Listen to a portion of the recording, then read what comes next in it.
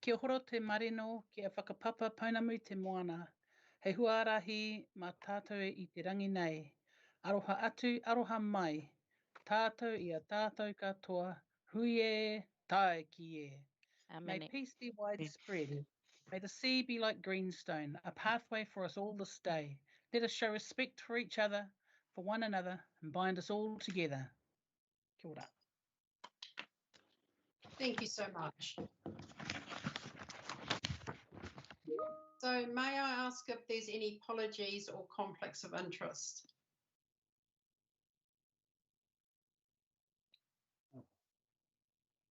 Oh, Adele, I think I have a conflict of interest with one of the applications today, Pukenui Coastal Care. Just. Thank you. So I'll move that. Do I have a seconder, please? Yep. I'll second. Thank you, Bill. So is anybody in public forum wishing to speak? Kim? Through the chair, no, we have no one here for public forum. We've only got the speakers for the funding applications, Okay, then. So, which you are able to do now if you would like. okay.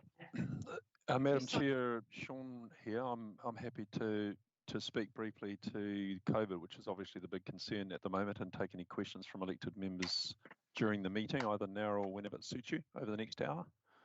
Yes, so as we're in public forum, you're welcome to speak, Sean.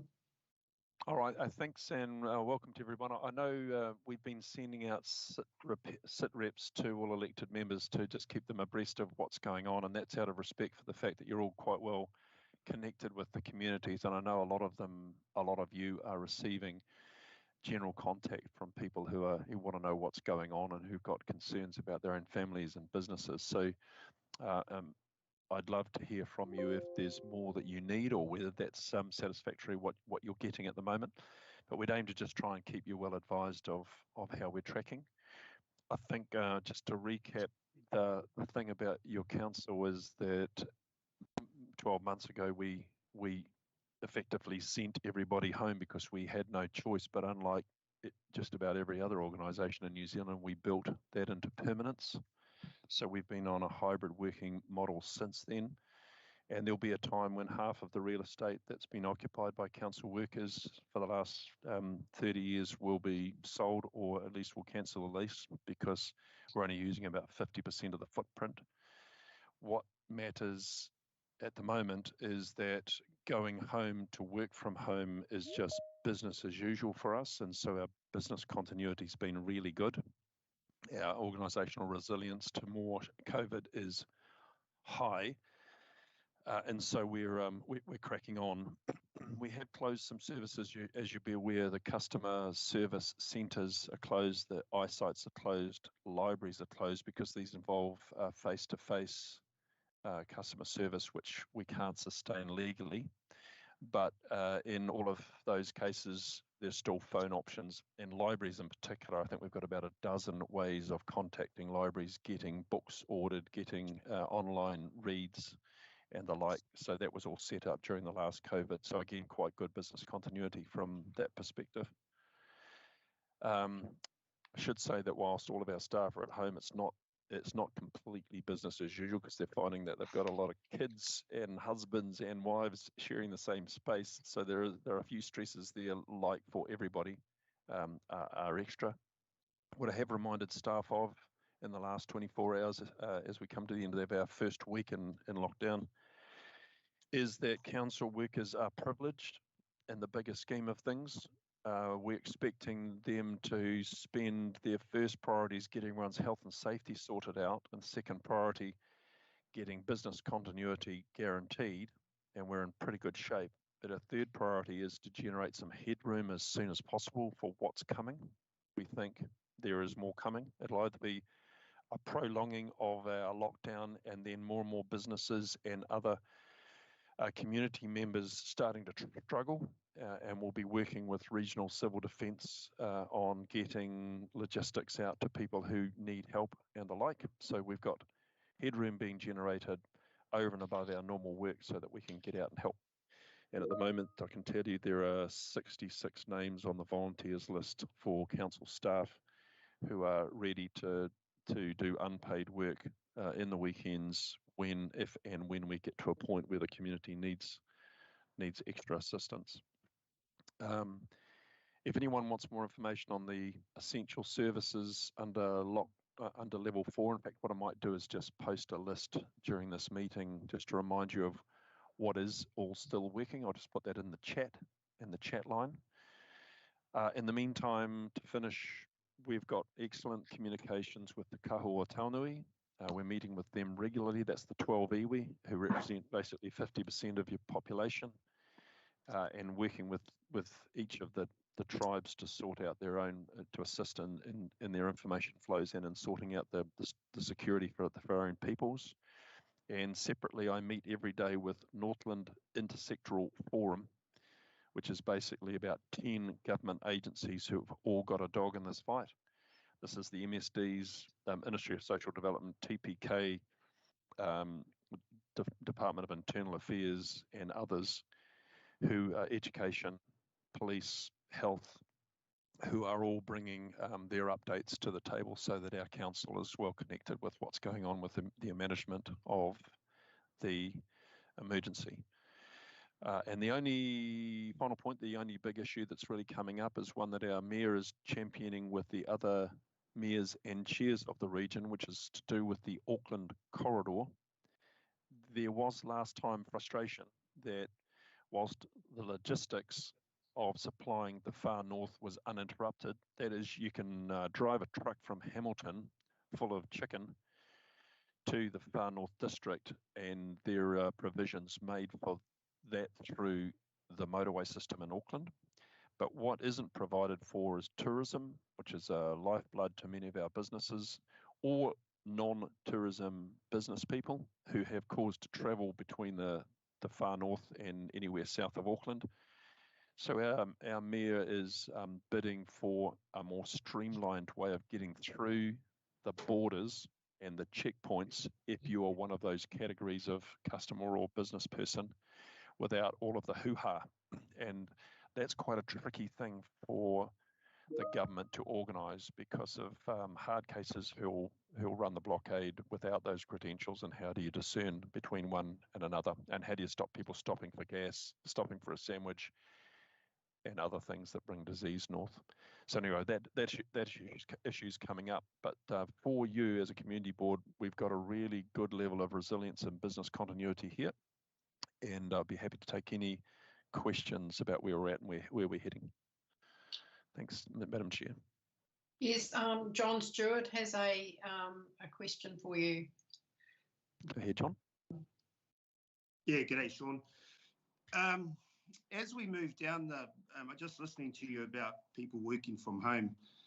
As we move down the levels, I noticed after the last lockdown, you know, it's all we're looking for safety and everything, but as we move down the levels, without people moving, you know, someone's not going to dent their car or use a bit of rubber or bloody buy a coffee or pie on the way to council or Kaikoui or whatever. I noticed we went to meetings in Kaikoui where there was a lot of people zooming in, whether or not needed, or you know, it wasn't mandatory that people were at home or anything like that.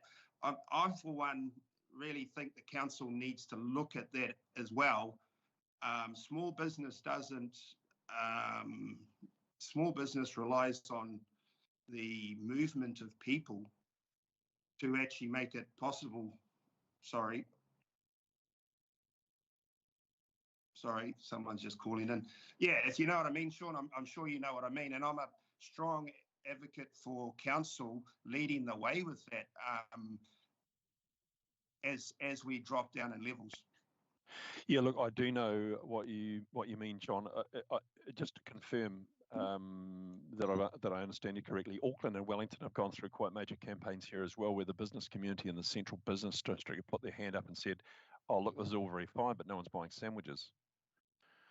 and our businesses are running lean in the townships, because in where we've got a lot of council workers, they're just not fueling up or buying their lunches. Is that what you mean?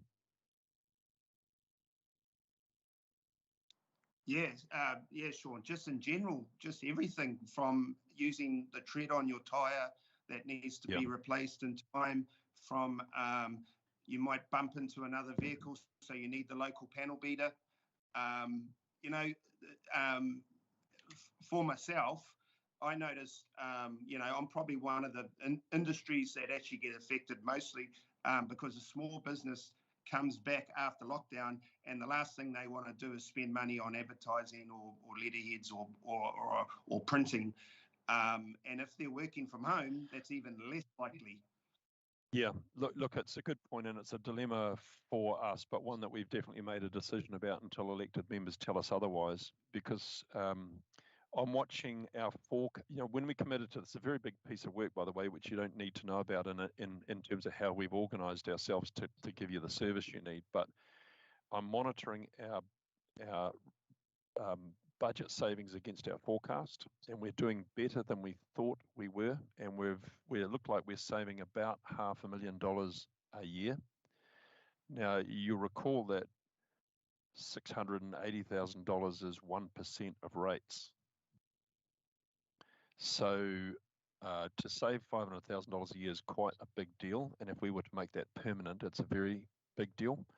So at the moment, we have committed to doing this remotely, and you can imagine just what we're saving. We no longer use paper anymore, because I know some of you use paper out there, and Democracy Services will continue to support those who want that. But if you don't sit in an office and you can't pass a paper, you don't tend to use it. So our photocopiers are not used. We're not going through thousands of dollars worth of paper. We're not spending the fleet petrol. We've just got real savings for ratepayers, which we imagine the elected members will value. And the question is the balancing act between the point you make and that point. Do we want to spend that money around the community through the ratepayer, or do we want to save money for the ratepayer and have them spend it themselves? I don't know. But we're doing this with the right heart, John. And the fact is, for the meantime, we got no bloody choice. I understand you got no choice right now, and I just don't see the long-term benefits having empty offices in Kaicari just to save money on paper that goes back into the ground. There's argument around emails being worse than printing a piece of paper. You know, this is a bit of carbon. I just don't see the long-term benefits myself if people aren't moving around, and that's just my opinion, which I'm sharing. And I think as a council, you need to consider that for the future. And as we move down the levels, consider that with our meetings as well, because yes, you might save some money on mileage and fuel, but how effective is the meeting when you're not in the same rooms? Anyway, that's me out. I'm just giving my opinion. Thanks, John. I appreciate that perspective, and we'll just continue to listen and to balance as we go. Thanks a lot. Thank you. And we have Jackie next, please. Kia ora, Jackie. Thank you, Jackie. Kia ora. I've put it onto the chat as well. Just a question for Kai Taia. Is there a response plan should Pack and Save be compromised by a Delta outbreak in the store? They're the only major supermarket company for 80 Ks, and who's leading this contingency planning for should we end up with a Delta case in Kai Taia, and particularly in Pack and Save? Because I know that they've closed 7 countdowns in Auckland apparently, or something like that. I'm not sure if that's the accurate number, but I've heard that they've closed countdown stores for 2 weeks because they don't have the staff, because everyone's self-isolating because they're a close contact. So, and I'm just wondering, shivers, who's thinking about this stuff? Are we thinking about it as a council? Yeah, that's a really good point, and no, we're not. Oh. No, we're not. I mean, Okay. I mean, on the first, I suppose my first impression is this is a commercial space issue, and there's a lot of motivation in the marketplace to keep the population supplied because that means profit, and that's why the supermarket arrangement does exist as it does. But I think you correctly point out quite a critical vulnerability for Kaitaia, and you might well start that conversation. What did you have in mind was the contingency if that were to happen? Well, we started the conversation this morning. I'm with the Te Iwi Development Trust as my day job, and the iwi chairs are starting to have that conversation now up here. The three, I think there's 5 iwi chairs, but there's 3 of them this morning that are part of the social accord. They're starting the conversation, but it certainly is a vulnerability for the area. It would actually become a civil defence crisis, I believe, should Pack and Save close, and we would need to get food in here and distribution. And it'd be just like a civil defence emergency. It really would if Pack and Save had to close. So, yeah, I was just wondering if that's coming up at your on the NIF. And just wondering about that, particularly for Te HIku. Look, I tell you what, I'll raise it at the NIF, and I can't turn down the temptation to try and solve the problem on the spot, Jackie. But I think if it just thinking through it for a few seconds, so critical is that vulnerability that the normal rules for closing a supermarket would not apply. Yeah, that's what I was thinking. And the downside of trying to replace that logistics hub are so extensive that you wouldn't. You would instead ask yourself, all right, someone's crook in the staff here. That means we're going to have to do something exceptional. And closing the supermarket would the last thing. The first thing would be about getting casuals in under supervision to staff something that's been completely cleaned from top to bottom, maybe closed for a few days while that happened, and then kept the logistics chain running. So I think that's where the exceptionality would happen in doing unusual things to keep such a supermarket open rather than in the city just resorting to secondary and tertiary suppliers. But I'll raise that as a point. Yeah, I've been thinking about it all morning. So if you put your head on that as well, just I don't know if I think Kaikohi's a little bit better. They've got a couple of supermarkets over there, as is the Caricari area. So it's really unique to Te HIku that we are in this vulnerable position up here, and particularly as we saw last night or yesterday in the bulletin, with the amount of people that have left Auckland and brought the potential close contacts in the north, it's quite large. It's quite a large number. So it's it's we're vulnerable, Thanks, particularly here. So sort of alert that. Cheers. Kia ora. Thank you, Jackie. So is there any other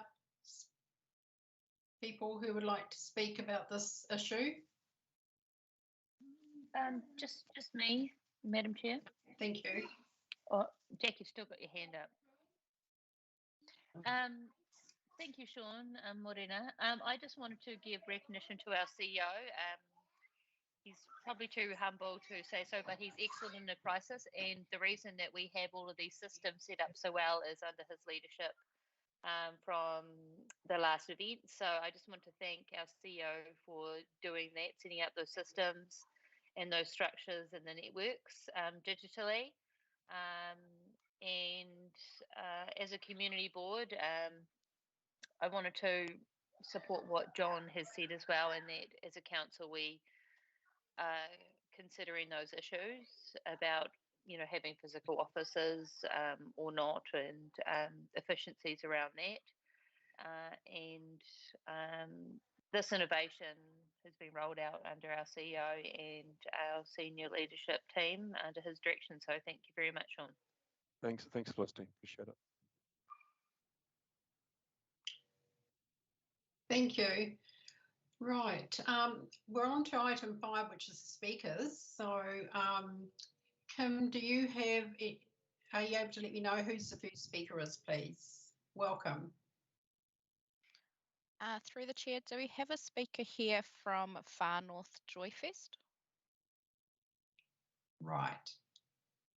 Excuse me, Kim, I have sent you a message on that. They have withdrawn their application. And Friends of Rangakapiti Reserve won't be in either. In that case, we shall go with Josie Thompson representing Kaitaia College. Morena koutou. Can you hear me? Can everyone hear me okay? Oh. Yes, no, you're fine. Okay. So I'm a dance teacher at Kaitaia College, and I've applied for some funding because I want to take the students who have created their own choreography to the Te Ahu Centre and perform their work in a theatre context to the community. So it's within the show is within our Arts Expo, and I'd really like to be able to offer and present the student work for whānau and community in a public forum. This is for many of the students at Kaitaia College, this, possibly could be their first public theatre performance. And I want to present the work with some professional lighting and some costuming, all within budget. Also some projected film, which we've one of our students is at the moment gathering footage, actually, as we speak. Hopefully he's wandering around Ahipara with his camera, and he's going to be taking some footage of harakeke, and so we're going to be projecting that onto one of the students' work. But it's an opportunity for the students to be present their work in a professional setting. College staff and students will also view the show with the professional lighting and costumes. So I guess that I'm hoping that this experience will be a landmark in their lives. And, I really support wanting to support the Te Ahu Centre as a place of performance and a place to show young people's work. So am I coming across as clear? I'm not really that used to speaking in this sort of forum. You're doing very well, thank you. The show originally was going to be in week 8, which was in September. So we may have to put, this was very unexpected, of course, at school. So we may have to put this into term 4. And we're hoping to do 2 performances, one for the primary school, which would be at 2 p.m, and then one for whānau and community at 6 p.m. We don't want to charge. Usually it's just kind of like a $5 charge, because we're showing the student work and we want to bring people in. So the themes of the show or the student work are whakatauki. They've created pieces based on a proverb. Another one's called harakeke, which of course was using the local.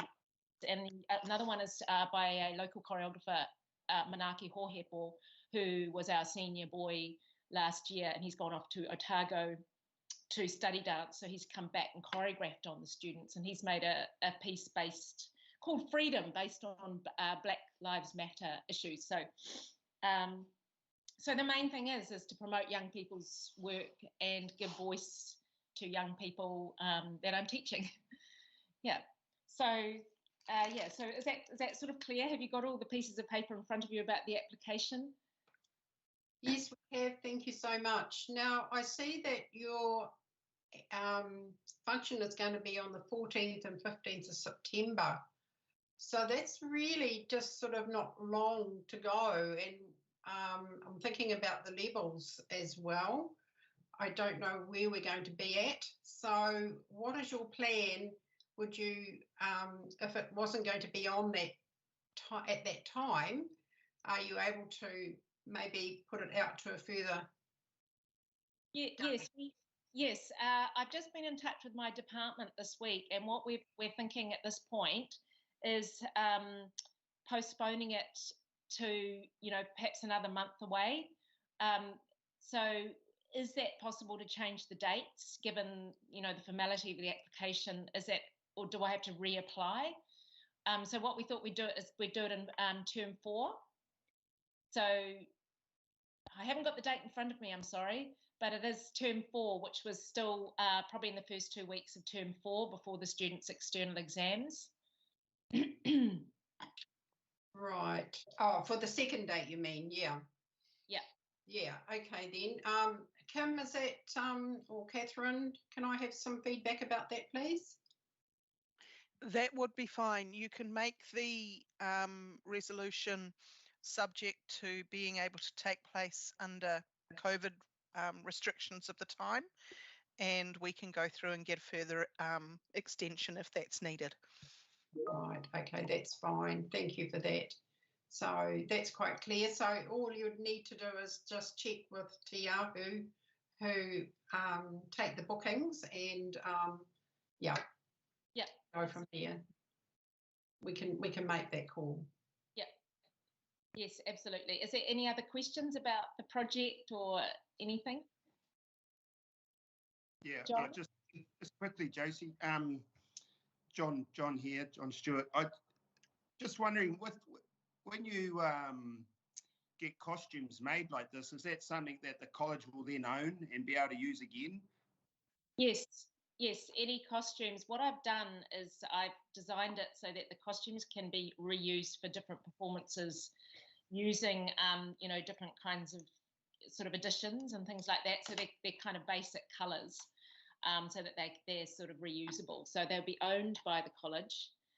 We have a costume room where we keep everything really well, what's the word, stored. So everything will be stored well and looked after. Yeah, and I'm hoping to use those same. I would definitely be using the same costumes for other performances. Yeah. Is there any further questions from the board on this applications? Yes, thank you. Hi, Cheryl. Hello. Would you like to tell the board about some of the previous things that you've done, for example, the event down in Taipei and so on? Yeah, so yes, a number of years ago, my partner and I put on a big beach production, which was a community production, and it was actually to celebrate the opening of the wharewananga that was there at the beach, which is actually not being used now. But we basically combined a whole lot of different community groups into one big show, which was called E Tangi Ana Ngā Kota o Pipitori, which involved the local sailing club and students from Taipei School and the church group and a whole lot of dancers. So just pretty it was a big community event basically, and drew out about 500 people onto the beach, which was really a very exciting event. And I was a community dance practitioner at the time and also doing some part-time teaching. And I remember we applied for CNZ funding, I think it was. It was in 2000 and, I can't even remember the year. It was many years ago. So it was really was a fantastic event. You know, at that time, as a community dance practitioner, it was really where my passion was, and in a lot of ways still is an outreach, sort of reaching out into the community and involving the community in the arts. Yeah. Thanks, Josie. Probably others too, but Thank you. Okay, thank you. Thank you so much. Okay, thank you very much for listening today. And we'll be considering your application further on in the meeting. Okay, thank you so much, Adele. Thank you. See you, Sharon. See you, everybody, and Jackie. Through the chair, we now have Raywin representing Northland Floral Arts Society. Oh, welcome, Raywin. You'll have to turn your speaker on.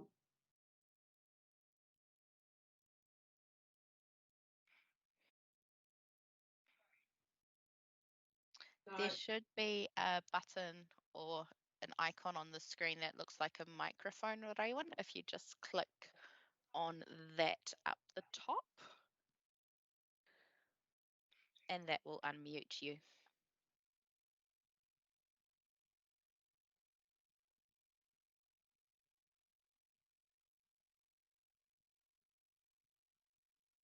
Still muted, Raywin. How's that? Am I? Yep, there you go. Right. Good morning, Morena. Thank you for the opportunity. I've not done this before, but thank you. I think you've probably got our application in front of you, and probably listening to Josie and also we've been thinking about the not inevitability, because I like to be an optimist, not a pessimist, but COVID doesn't really care about that. We're 2 months out from our event at the end of October, which is only 8 weeks away, which is not that long. So, you know, we have to take this into consideration also. And in the event of us not being feasible to run our Designer of the Year event at Te Ahu, we would probably cancel. It's too close to Christmas to reschedule, and because we're taking the other 3 clubs in Northland into account, and the date was already set several months ago, so we have been applying since then.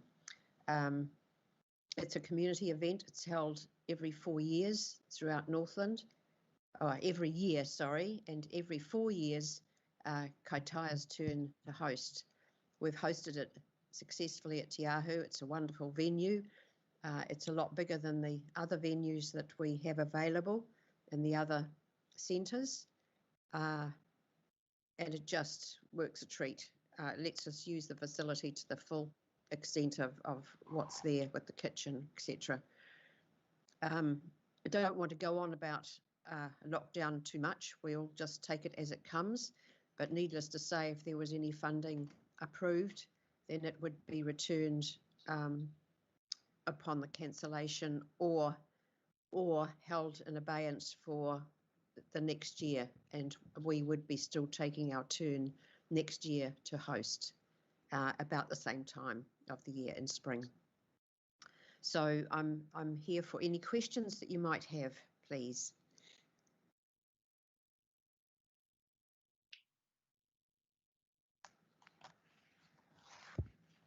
So is there any questions for Raewyn, please, from the board? No, thank you. All good. Oh, well, no one's got any questions, Raewyn. Thank you so much for presenting, and we will be considering your application further on in the meeting. That's wonderful. Thank you. Thank you so much. Right. Do I just clock out now, or?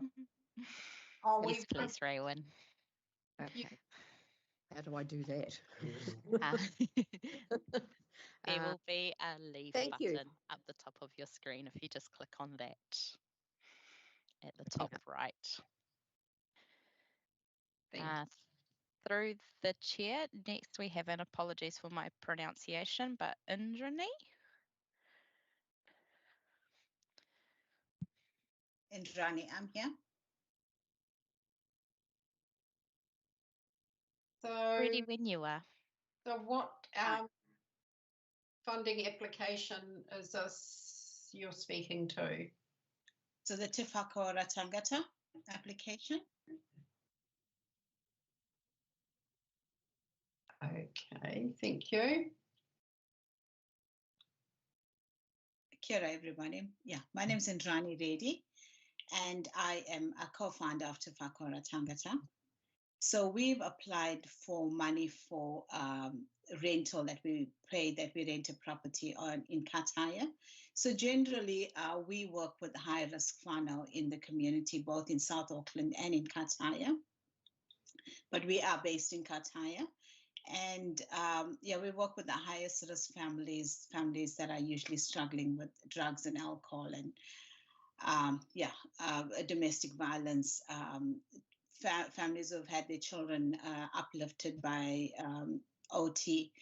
And we get referrals from other agencies in the community, and we work with, so we run a emotional healing and family restoration program through the place that we applied for a rental, and this deals with deep-rooted issues from childhood trauma. So many of the families would come, with being sexually abused as children, or being, not knowing mom and dad. So we deal with the very, very difficult issues in a family. And we deal a lot with suicidal intervention as well. So all of the hard things that, families go through.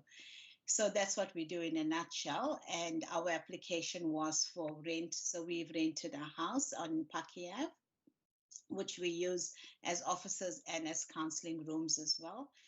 And what we found, especially over lockdown, we're an essential service, which means we're still open and we're still running. And what we find over lockdown, and we found this in the last two lockdowns as well, because families are in such, crisis situations in normal day-to-day living.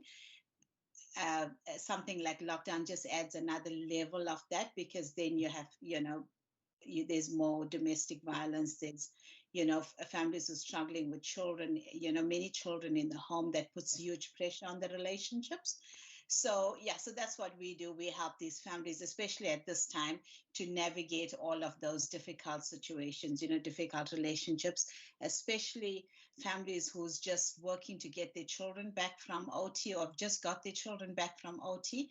Navigating that in this crisis situation is quite a challenge. So that's what we use the officers for, to see families on an ongoing basis.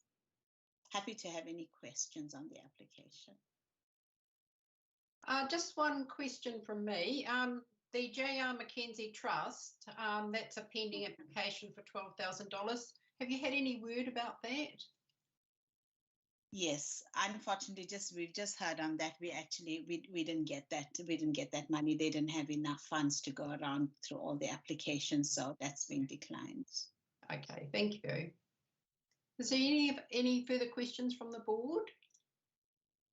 Reference this application? No, thank you. Jackie? Yeah, I do. And Rani, just a question. Just in the people that you've applied funding for, I don't see things like the lotteries or COGS or the usual places where an organisation would go to, like yours, for funding. Yeah. Yes, we do. So there's two branches. So we've got an Auckland branch at the moment. We've got an Auckland office. That's where we started 20 years ago. So both my husband and I run this organization, obviously with a team of members. We've been based in Auckland for many years, and a part of our funding comes from those places. Like my funding comes from lotteries. So our salaries get paid from the Auckland branch. So we basically, we've got 2 staff members in Caricari and renting a property. So we basically fundraise just for part of the expenses in Caricari. Hence, there's, on the people that we've applied for, you wouldn't see those names. But yes, we do get money from them. Okay, that's all right. Yep. Thank you. You're welcome. Thank you. Is there any further questions? Doesn't sound like there's any further questions. Thank you so much for presenting today, and we will be considering your application further on in the meeting. And thank you for attending. Thank you so much, Kira. Have a lovely day. Thank you. Bye-bye.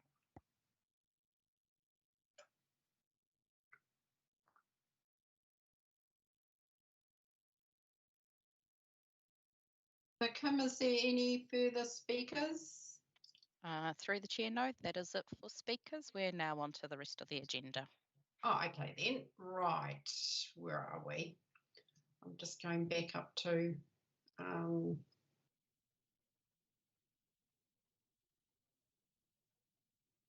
we go. So what are we up to? We're up to I'll just go on to the actual agenda part.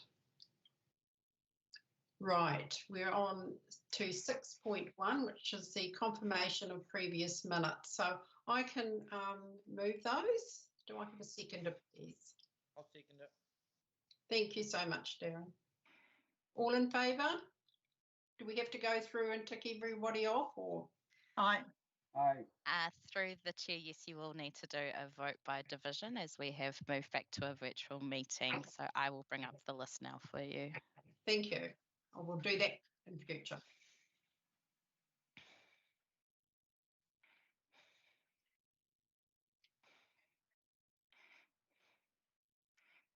So Jackie, are you in favour, against or abstaining?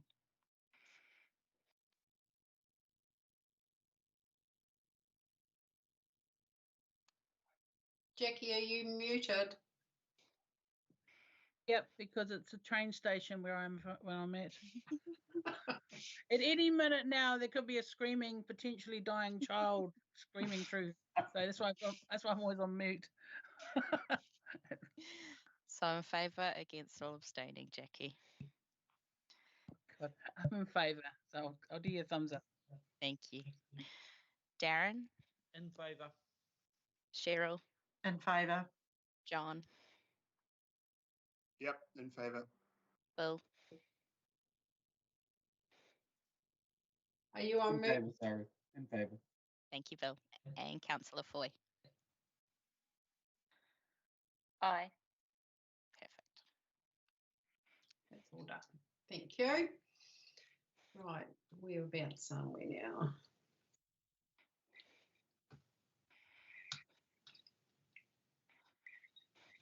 So we're on to 7.1 now, which is the lease of 6 South Road, Kaitaia, to the Kaitaia Centre, Nahoa Awhina Inc.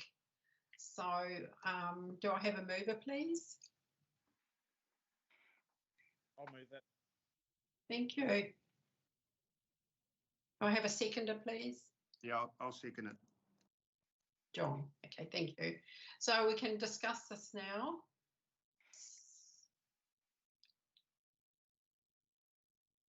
It's about approving the grant for It's approving the lease, isn't it? the lease. I mean, yeah. It's on the old museum building, isn't it? Yeah. Yeah, for a further Okay. 9 years. Yep. No, they do good work. They do. Yep. And they're ideally located, you know, where they are.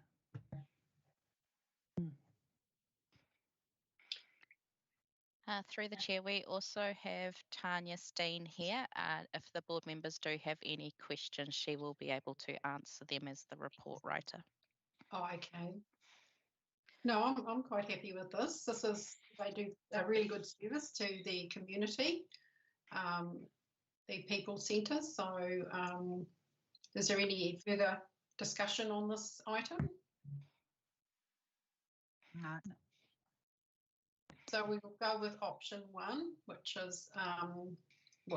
is recommended, the A and B. So I will put my hand up in favour. I'm in favour. Jackie? Thumbs up from Jackie. Cheryl? I'm in favour. Bill? Aye. And Felicity? Aye.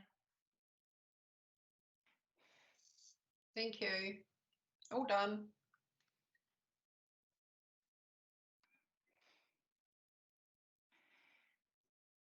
We're now on to item 7.2, which is the Kaitaia Drainage Area 2021 expenditure.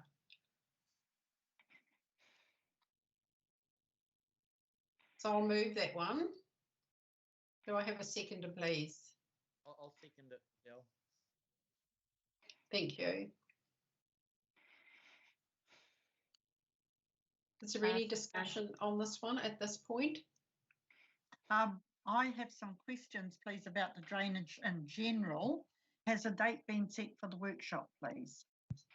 Through the chair, no, the date has not been yet set for the workshop. We are looking through the formal meeting calendar to find a date within the next week. We'll be able to confirm that date. Right. There was an email about illegal work at Kaimao Road. What's been done about that? We'll come. That's on the next slide. Yeah, okay. Yeah, we'll come to that when we. Okay, all good. So is there any further discussion on this particular one? No. No? So I will need to go through and approve. Yeah, I just wanted to ask the staff, I raised it with my infrastructure committee, Sean's here, that number one, drainage isn't going to be part of the new Three Waters structure, rural drainage schemes. Another council that's in the same predicament is Kaipara. So I just want to highlight that to staff. So in terms of the way that it's currently set out with Ventia or our Three Waters Alliance, I don't foresee that being sustainable as part of that structure. And staff are going to come back to the community board, who is a delegation, and also my committee, just to highlight that. Do the staff have any feedback about that procedural aspect? Can I just ask through the chair whether we've got any IAM representative in the room? Yes, Sean, it's Glenn here. Hey, Glenn. Good question, Councillor Foy. The issue about stormwater being in or out of the Three Waters reform proposals that the government have in front of us is not fully landed. There is a report that is due to be released by the end of this month that certainly delves into lots of these questions. It's a report that's been pulled together by consultants for the Three Waters Steering Committee that's looking across the country on this. Early indications are that urban stormwater will be included as part of the Three Waters reforms, but possibly rural and the drainage districts won't. But more clarity will come in that report at the end of the month. So it's a bit too early for us to give any guidance in that space. Next month we'll be in a better position. But as I say, the feeling is that rural stormwater and land drainage districts will be outside, but councils will then need to consider how they will then deliver those services, because obviously any Three Waters staff would be, let's assuming it goes ahead, would be then moved across to this new entity. So it may be that council, when they consider how they're going to be delivered, may need to engage this entity A as a service provider. But the discussion around whether going forward Ventia and our alliance is the right party is not one that we really need to deal with at this point, because the relationship that Ventia has through our alliance partner at the moment is through this alliance arrangement with council for the delivery of those services. But once, when the reform takes place, assuming it takes place, the contract that we have with Ventia would be novated over to entity A. So in terms of how those services will be delivered by council, assuming that the rural stormwater and the drainage districts remain with council, will be a decision that council will still have to make, but not at this point. Thanks for that, Glenn. I just wanted to clarify your terminology. So rural stormwater isn't a term. So there's like urban stormwater, which is part of our rating drainage areas. Yeah, so I would just call it rural drainage. And as part of the contracts with the NTA, they are contracted about the maintenance of the roadside drains. And then the drainage districts are the only issue that is different throughout the whole district. HIku is the only area with drainage districts. So it is going to be a bit messy, and we maybe need to think what the solution is that may not be similar to the other areas. So I just want to raise that with our CEO and to Three Waters. It is on the table, and it is being discussed. not around with us, but on a national stage, those issues are being talked about. Because I think maybe even if we think about our other contracts like the NTA, maybe that, and they do the roadside drains. I don't know, maybe that's a more efficient way of dealing with it. I don't know. So I just want to raise that with the board that this issue is being addressed, and at the end of the month we'll get something in writing, and then we can come up with some sort of solution. Hopefully, we will come up with a solution. If I could comment, Madam Chair. Yes, certainly, Sean. Just to acknowledge the amount of work that's gone into the series of papers here, and the difficulties that have been overcome by those who have been working on the drainage issue over the last few months. So well done to staff and to elected members on working together on that. And just to acknowledge Councillor Foy's concern, I just want to give her the same comfort that Glenn's trying to give her, is that this isn't going to fall through the cracks. It's one of many very difficult issues that have got to be dealt with in a transition away from district authorities looking after the waters. So the one thing we know for certain is that a good concept like this will persist in 10 years' time. It's just a matter of how we bridge from the current regime to the new one. And of some relief, I hope, to elected members, you don't have to solve the problem. It's good that you raise it, it's good that you ask the questions, but if you leave it with us, we'll engineer in the process of working with a major entity, if indeed that's where our council goes, because it may end up in a 4-council alternative water entity that they've yet to vote on that. But however it works out, we'll sort out some models at the operational level for you. So expect to hear from us. It is in hand. Thank you. Thank you so much. So is any further discussion on this item? Okay, we will vote on it then. Thank you.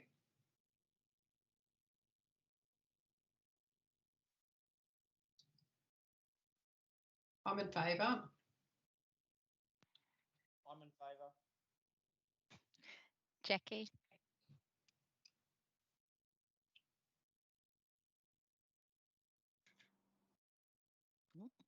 Member Bainbridge? Yeah. Member Stewart? Yeah. Member Sabritsky?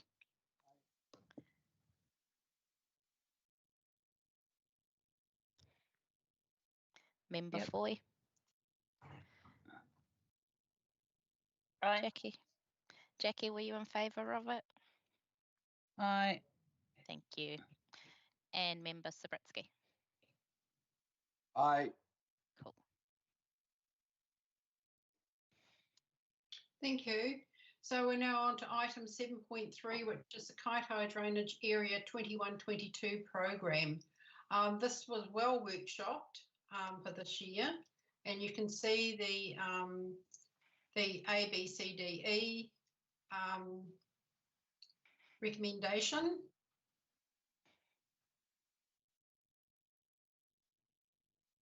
And you can see through the actual items here on page 32, some of the items that were workshopped as well about work that is to be done. So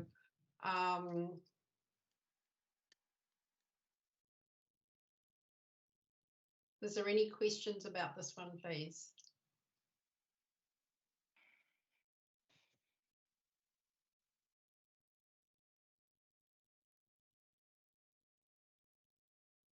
No?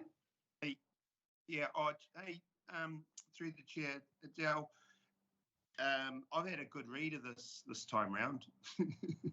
And I'm still a bit in the dark. Like this, there's a lot of history that goes back, and Cheryl seems to have a lot more knowledge than the rest of us on this whole drainage. This, you know, when they come to see us, when that group come to see us a few weeks ago at our last meeting, they, you know, there was some blame put on the community board, and I don't think it was right. It was rightly the community board's fault. I need to learn and understand this better, especially if we're going to get visitors the way we did in our last meeting. I don't know if that's something that we can do as a group, so we understand it better. Like I'm putting my hand up. I don't understand the whole drainage committee thing and how it works. I really want for some of these local operators to be able to achieve the safe wise or whatever there is, so that we're using people that are economical and understand the grounds and the drains in those areas. So that's something that Glenn and them, will get to and have to help them with. But just going back and listening to Felicity talk about how it's going to work with Three Waters, the whole thing is a little bit too confusing for me without understanding the history. And I just think as a community board going forward, who may be losing people like Cheryl, who's got history, and Adele, we don't know what's happening in the next 3 years. I just want to know, I'd like to know how a little bit better how it works, and so that I'm not getting being surprised when we have a group of reasonably frustrated farmers at our meeting. I don't know if anyone else agrees with what I'm trying to say. Can I comment, Madam Chair? Yes, certainly. And I just invite Glenn to jump in behind me. If I gave you a simple explanation, John, it would just be that it's a wet old place in HIku. There are other wet old places in New Zealand, like the west coast of the South Island, and individual landowners are responsible for their own drainage. And that's normally a full stop for most parts of the country. Everyone just keeps their drains clear and their water courses running, and they manage their irrigation in ways that mean their land's clear enough to farm. But in wet old places, because water leaving your property generally enters the neighbour's property, and water leaving theirs enters their neighbour's property, it's probably the thing that you can't really just put a fence on and say my responsibility stops at the fence. So over the decades, drainage boards emerged because groups of cockies decided they could work better together than apart, and they would manage the whole catchment of floodwaters, of drainage rather, collectively to make sure that it flowed from the beginning of the rain through to the eventual finding of its way into the river or to the sea. So that's quite a sound idea. They're still private landowners, and that's still their problem. The trick is that there's a lot of public land every time you hit a road or a park or a reserve, and that's where the council comes in, that's where you come in. So whether we like to be a partner or not, we logically are. We have to join that conversation because water also flows from and across our assets. And we've, through right or wrong, have become quite a major voice in that, because we have water experts that deal with this sort of thing all of the time. And so you find yourself in a conversation where you've got drainage boards managing waters off private properties that they've got an implication for public land. And that's where Glenn comes in to negotiate, because most of it is just a negotiation between good people who've got shared interest in trying to keep the water off their place. And at the end of a long process, what you end up with is recommendations in front of you like today that say, in the last round of negotiations, and Glenn would tell you, regardless of how good and bad the relationship's been year by year over the last few decades, right here and right now, he's got it in quite good shape. And there are a specific list of things that need to be done that have implications for us, and we've listed them in these papers for you to run your eye over. And the reason we value community board input is because you know the cockies. You've got your feet on the ground, you are our locals, you're at the pub and the cafe, you hear the goss at the church, you know where the satisfaction levels are, and you need to keep us in touch with what you're hearing, and we need to run our decisions past you for final stamp of approval. How'd I do, Glenn? Not great. Oh, very good. If I could just add to that. Hello, can I respond to that? Because the Drainage Act 1908 is very explicit, and it's been in place for over 100 years. So Cheryl know a lot about this. And also we have our bylaws that we are to enforce. So as long as our staff are aware of the legislation under the Drainage Act, and that we're there to enforce our bylaws, and they're quite specific and relate to our drainage districts, then I think it's quite clear. And drainage districts, they're created there because there's usually issues that arise. And one of them is fences with neighbours, and the other one's usually drainage. And we all know that water flows downhill, but if you block it up, then the water doesn't flow.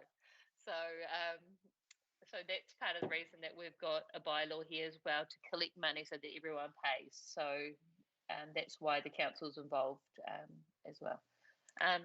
Cheryl, right, did you have thank you. any comments on that one? No, just that's mainly why the council's involved. And really the council's let the community down, but if they're going to go forward in a more positive way, that's good. Could I just add to this conversation too? And like John, it is complicated, and I'm still learning the intricacies of it. And it has been going on for a long time in terms of, you know, at the drainage committee meetings we had last week, and Troy had with him and many other members around the table had these old plans that pulled out on the table, and they go back a long way. So it's existed for a long time, where we've got, you know, private drains, and one farm can empty out into a neighbour's private drain until eventually they end up going into a council drain that gets taken away. And as Councillor Foy mentions, that we've got the land drainage bylaw. There's consenting at a regional council level that gets involved in this.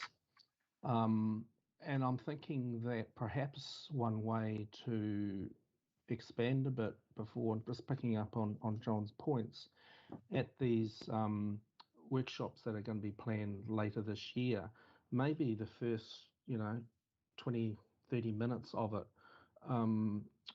those with the huge amount of knowledge in these areas, you know, Fiona King and Felicity and Adele and the like, could help talk through some of that experience and history so that one can get up to speed. Maybe that would be a proactive way at the start of that workshop before we get down to talking about the management plans. I would suggest regional council instead, or a lawyer.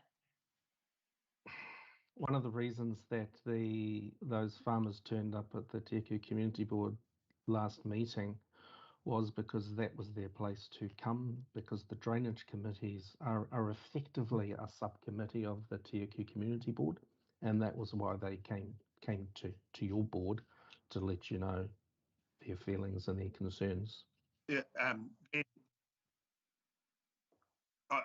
I think where we've been let down a little bit there is that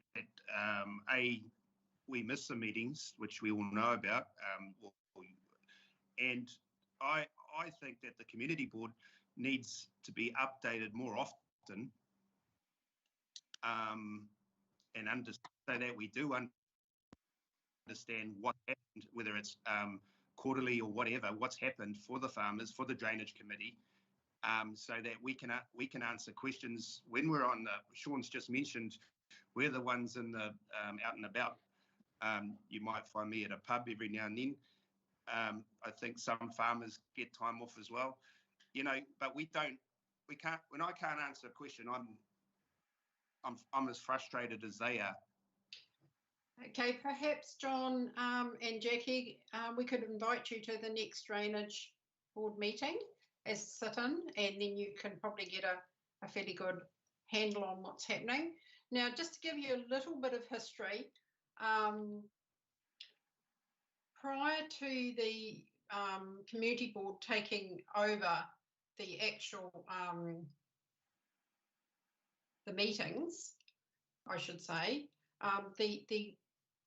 the committee, the drainage committees used to meet themselves and work out their plan and how much they needed to do their drainage, right? and they used to take the minutes themselves, and they worked with a person in the drainage area from council. This is going back some time ago now, and they used to do this all themselves, and then the minutes would come through our board. But it was properly set up in 2016, probably 3 years after we, the second term of my being in council. So everything sort of changed, and I think the drainage committees then weren't very happy about that. But at any rate, it is what it is, and it's all done properly. And so that's where we've got to now. So as I say, the committees used to work on their own with a person from council and decide what work had to be done. They used to work with the contractors, and they were really relatively happy. But I don't think they were very happy once it all came and got established properly in 2016. So that was just sort of my overview on it all. So the drainage committees have always been a delegation of the community board. Yes, they have. It's in the long-term plan, but it's nowhere in the beginning of our agendas where it's got all the delegations and things. So that is possibly why board members are not aware that it's actually a community board delegation. Perhaps our Darren's got a question. Updated. I've done a resolution for that in my members report actually. Oh, okay. Right. Thank you. It's not a bad idea. It's not a bad idea actually. Sorry. Adele, yeah. Can I say something? Yes, certainly. I sat on 2 meetings on Monday, and the farmers, they're frustrated because all they want is the drains to be sprayed or machine cleaned in spring and autumn on wind-free days. It's a tie down, and it's not happening. And I visited the Bainbridge property 4 times, and Croydon Thompson's property, and Paul Harvey's property, and what's happening isn't working. And the magic bullet for them would be to go back to the old contractor, a guy called Mike Steele. I don't know him. Yep. But he has a farm in the area as well and understands, because a lot of these drains are tidal as well. So they hold water when you would think that they wouldn't be. And some of the new contractors don't understand this, and hence the job's not being done satisfactorily. I'll leave it there, but that's what kept coming through at the meeting that I was at. Thank you. It'll come up and further on in the agenda for the Wairarapa meeting. So is there any further discussion on this particular one, the 21-22 program?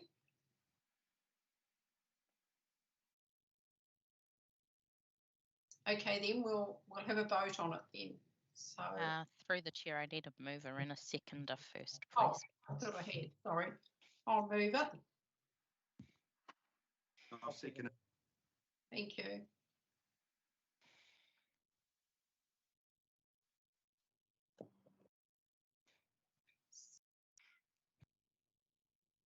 Can you go through and call out the name?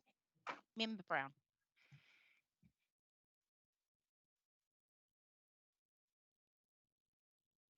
Member X. Aye. Member Bainbridge. Aye. Member Sabritsky. Aye. Member Foy. Aye. And Member Brown. Yes, I keep losing my screen, so every time I click into it. Thank you.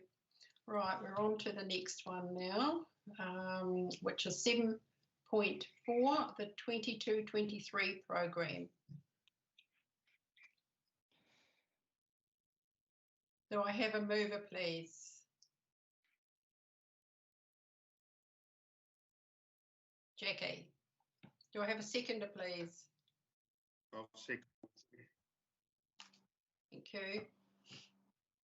Is there any discussion on this one?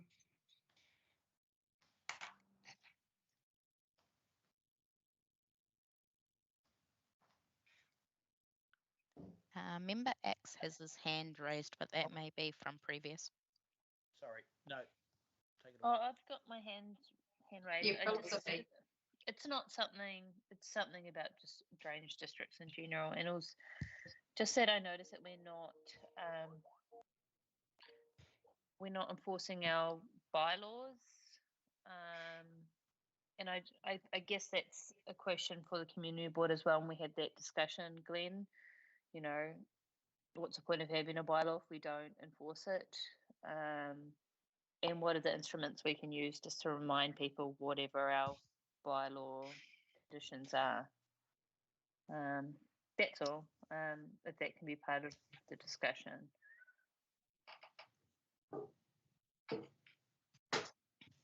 I don't know where Glenn is, but I'm sure he heard me. Through the chair, I can respond to that if you'd like. Yes, thank you. So that particular question, you're correct, Councillor Foy has mentioned to me, and at the Drainage Committee meetings last week, Fiona King also mentioned it to me, and I gave Fiona King an undertaking that I would seek legal advice to ensure that Council was doing all that we should be doing at this point in time, understanding just what is happening with respect to those two properties and this particular issue. And so I'm waiting for that advice to come back, and I updated our mayor last week to say I'm expecting that advice early this week. So that should give us a clear steer to ensure that in this particular incident that we're doing all we should do, and if we should be using powers under that bylaw in this particular incident at this particular point in time, that'll give us that steer. Oh, Glenn, I was just talking about in general, because I noticed that, you know, people need to, you know not to stick obstructions within 10 metres of the drain, and no, Yes. they've got to be spraying it, and no, it's just Yep. a Yep, and on that particular general point, thing that we one of need the to, yeah. Yep, absolutely. And on that particular point, you would have noted in the resolutions for one of the reports you've approved already, it talked about the annual release of a letter that we will start to send out, where previously they'd been done every 2 or 3 years, I think, from memory. But following the discussion of last week's committee meetings, that was an undertaking that was given that we would send that letter out on an annual basis to remind those landowners of their obligations. That would then hopefully negate the need for us to actually enforce under the bylaw. Yes, I'm just want to speak to that. I suggested that they are sent out annually to all landowners, because properties do change. Like they buy and sold, and new property owners coming on board who probably never lived in our district before and not aware of our bylaws, etc. So I did ask that this would be sent annually to all the landowners for that reason. Thank you. So is any further discussion on this one? No? Okay. Could you have the...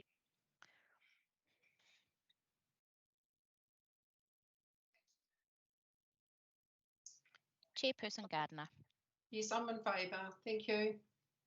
Member Brown. Aye. Member X. Aye. Member Bainbridge. Aye. Member Stewart. Aye. Member Sabritsky. Aye. And Member Foy. Aye.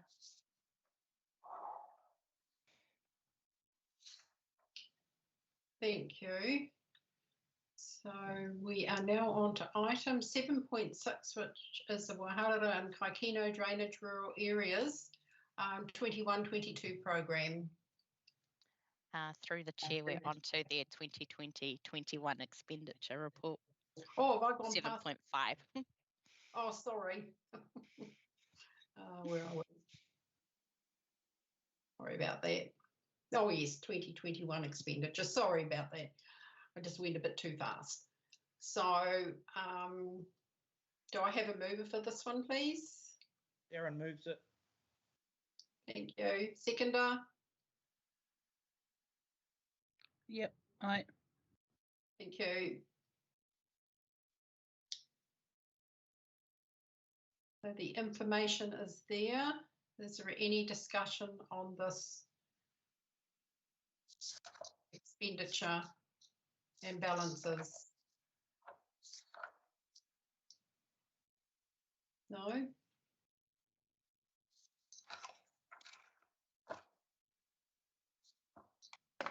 Okay, we will vote on it then. Thank you. Chairperson Gardner, Yes, I Member Brown, agree. Aye. Member X, Aye. Member Bainbridge, Aye. Member Stewart, Aye. Member Sabritsky, Aye. and Member Foy. Aye. Thank you. Now we're on to the 7.6, which is the 21-22 program. It looks like this one was well workshopped as well. So is there any, may I have a mover, please? Darren moves it. And a seconder? Aye, John. Okay, is there any discussion on this? Darren, you'd be able to fill us in? Well, just what I said before, basically, there was just a lot of frustration, and they couldn't understand why things have become the way they've become when it used to run so smoothly. Just with what it says there, spraying in autumn and spring, or machine cleaning, depending on what's required. And that's basically it. But it's not happening. And I've been and looked at the clogged drains on several different farms, and the level of frustration is enormous. And hopefully, you asked me if I could get the farmers to do a workshop, and I thought that was going to be difficult, and they were so eager. I was actually quite surprised. So maybe, and I think a lot of good came out of the meetings, and so hopefully we progress going forward. That's all I have to say. I had a question for Darren, Yep. Madam Chair, and probably Glenn as well. Yep.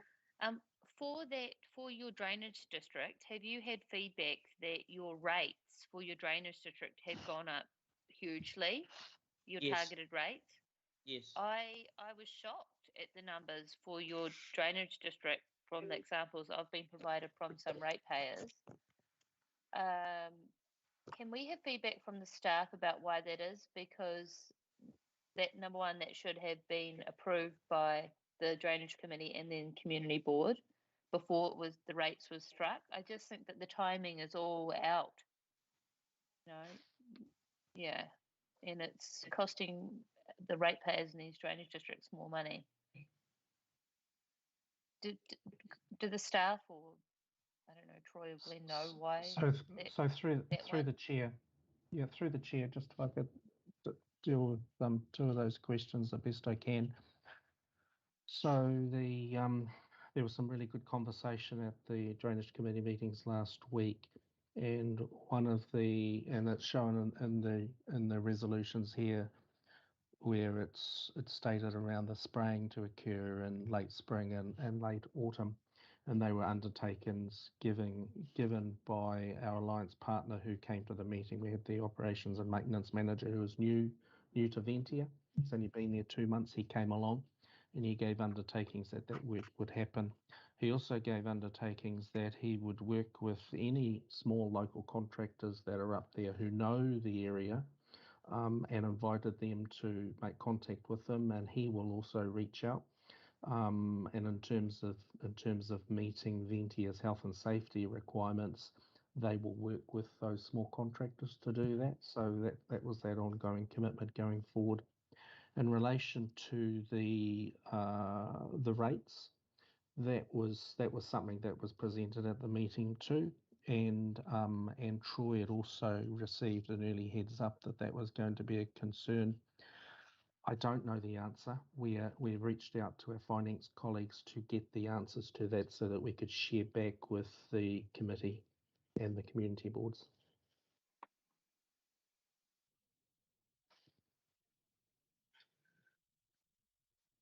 So can I just sort of have a wee feed into this, the financial side? So the figures that we approve at our meetings, I would have thought would be the figures that would go into the long-term plan or the annual plan.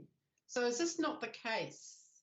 That's one of the questions I would like finance to actually come back, because if extra money is being added on. Yes, look, I don't have the answers to that. There was one point I brought up at the meetings was that the report that was in the agendas in terms of the figures you see in these reports today, all excluding GST, and the reports that committee members had last week all included GST, so there was a difference there. But in terms of the extra difference, the extra variance, that's what we're asking for some explanations on from finance. I don't really want to offer up an explanation. I'd rather leave it to the experts to provide that. It may be something to do with the timing to when the rate struck and when the LTP information went out, but I'm not sure about that. That's what we're waiting for clarity on. Okay. Thank you, Glenn. So Darren, you wanted to have a word? Oh, no, I must take my hand down. I don't know. Oh, okay. Sorry. So is there any further discussion on this one? Yes, there is. Cheryl got Okay, Cheryl, thank you. Righto, with regard to this resolution, we're saying that they request the contractor spray the drains in late spring, which is September, October, but the workshop is being arranged after that date, and there's still no date for a workshop, even though I asked for one last week. Does it make sense to do it that way? Because there hasn't been really good liaison between the contractors and the council and the drainage people. I would have thought they'd want to know, to workshop what they're doing before the work goes ahead. But to be honest, and another thing, it's good to see that you're looking at other contractors. Fenwick's are local, that's good, but there are other contractors. But the thing that concerns me is that we've gone a long way sort of down the track, and the situation at the moment, or prior to last week's meeting, has been totally unsatisfactory to the owners of the properties. What's going to stop that happening again?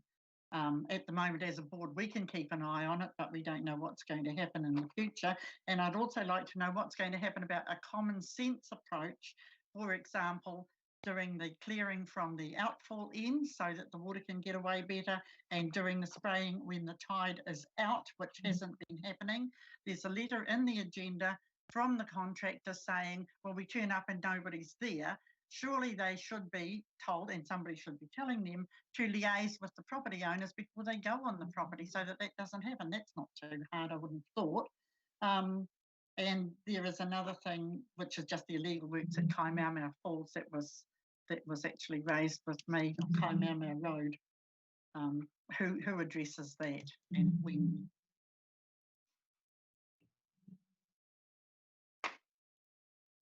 Thank you.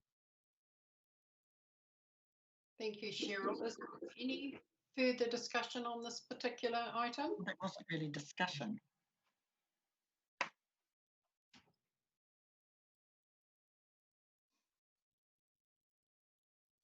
No, okay, well, we will vote on it then.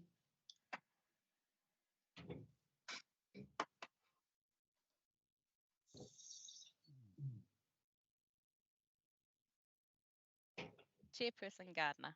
Aye. Member Brown. Aye. Member Axe. Aye. Member Bainbridge, I haven't had a response as to why the workshop is happening after the work is proposed to be done.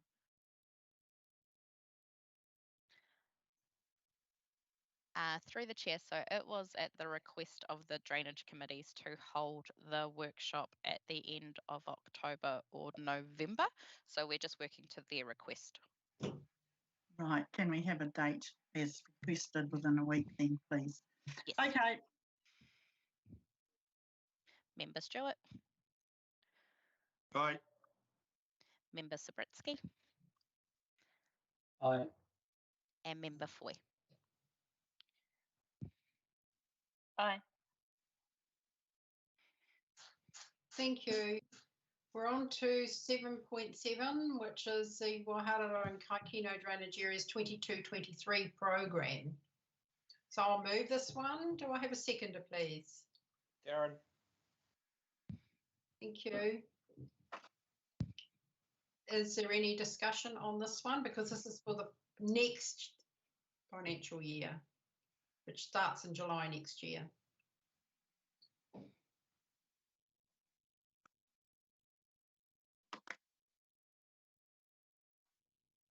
No discussion? Okay, we'll vote on it. Wait. Hold on. Okay. Cheryl. What? No. Oh, you've had your hand up. Okay. Oh, no, that was ages ago. I'd say we shall vote on it then. Yeah. Chairperson Gardner. Aye. Member Brown.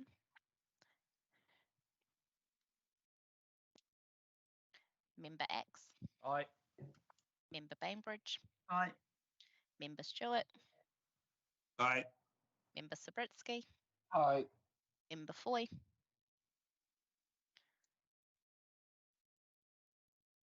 Aye. And Member Brown. Oh. Thank you. Right, we're on to Motatangi Drainage Area 7.8, expenditure for 2021. Do I have a mover, please? Darren. Do I have a seconder, please? Aye. Thank you. Darren, would you be able to speak to this one if there's anything that you would like to report? Just it's no different to what I said before. The conversation was the same at both meetings, more or less. And these guys were happy to come to a workshop as well. And just referring to what Cheryl was saying, the workshop may be after the spraying, but the spraying still needs to happen in early October. That's when it needs to happen. And if the workshop's after that, well, so be it. Thank you. Is there any other further discussion on this one? Through the chair, it's probably also worth noting that there's currently only 4 members on this committee, so it would be good if any community board members know of anybody who lives in the area and is affected by these drains, if they could have a discussion with them to see if they would like to sit on the drainage committee.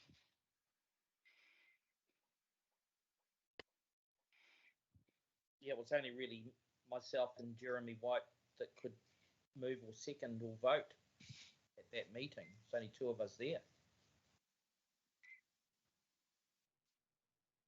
If I can help, Darren, I'll come along. Yeah, that'd be good, but we really need some farmers to come along. So, do you know of many farmers that are in this drainage district, Darren? Well, Paul Harvey would normally be there, but he was at a funeral somewhere else, so he sent his son. Jeremy White was there. I'll find out. I'll invite some more people to come along. Okay. Just can't think of any off the top of my head, but I'll definitely find out. Yeah. Okay then. Great. Thank you. Probably the avocado farmers now. Mm.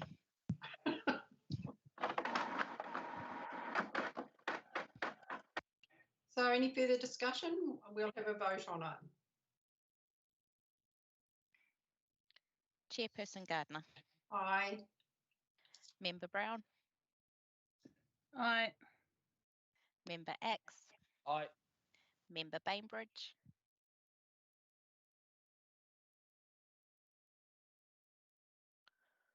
Member Stewart. Aye. Member Sabritsky. Aye. Member Foy. Councillor Foy, yes. And Member Bainbridge. Yes. Thank you.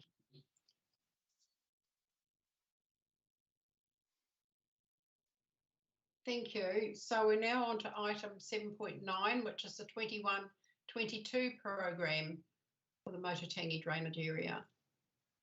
Do I have a mover? Darren. Seconder, please. I'll second it, John. Thank you. Do we have any discussion on this one? I would still like to know who is going to talk to the contractors, or what efforts are going to be made to make sure that the work is done properly, i.e. spraying when the tide's out, starting from the outfall end, etc.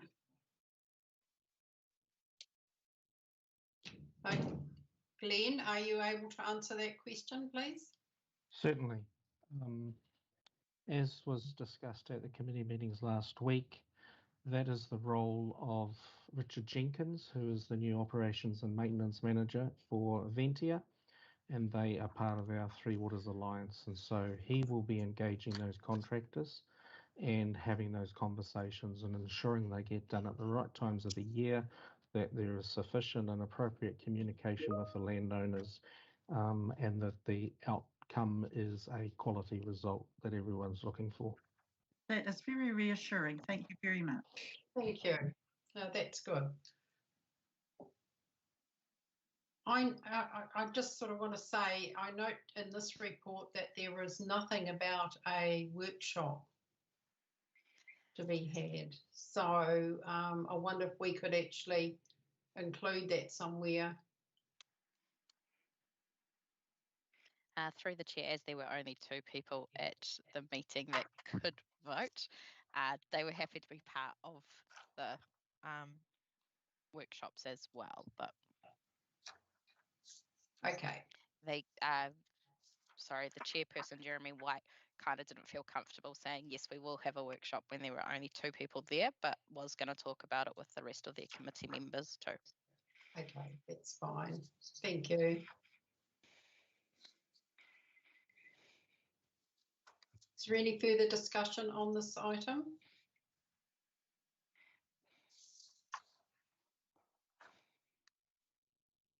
Right, we will vote on it then. Thank you. Chairperson Gardner. Aye. Member Brown. Member X. Aye. Member Bainbridge. Aye. Member Stewart. Aye. Member Sabritsky. Aye. Councillor Foy. Aye. Thank you. We're now on to 7.10. Mototangi Drainage Area 22-23 program. I'll move this one. Do I have a seconder, please? Darren. Thank you. Any discussion on this one, please?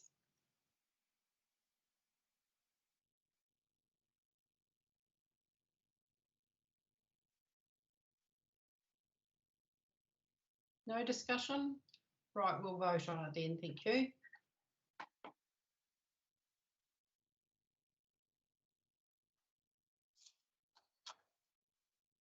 Member Gardner. Aye. Member Brown. Aye. Member Axe, Aye. Member Bainbridge, Aye. Member Stewart, Aye. Member Sabritsky, Aye. Councillor Foy. Aye. Thank you. Would everyone like a 5-minute break? No, it's nearly lunchtime. No problems. Okay.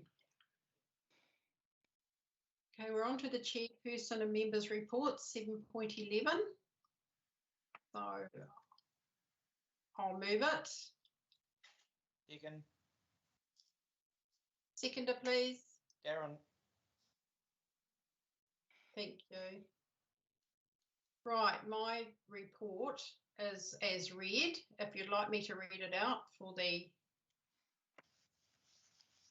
I will do so. So the opening of the alleyways has been done, and that was very successful and well done.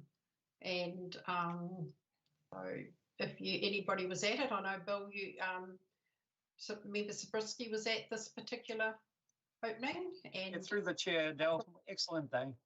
it was, yes, and thank you to Felicity, Councillor Boy, for all her hard work in this, and it was a great day. Thank you.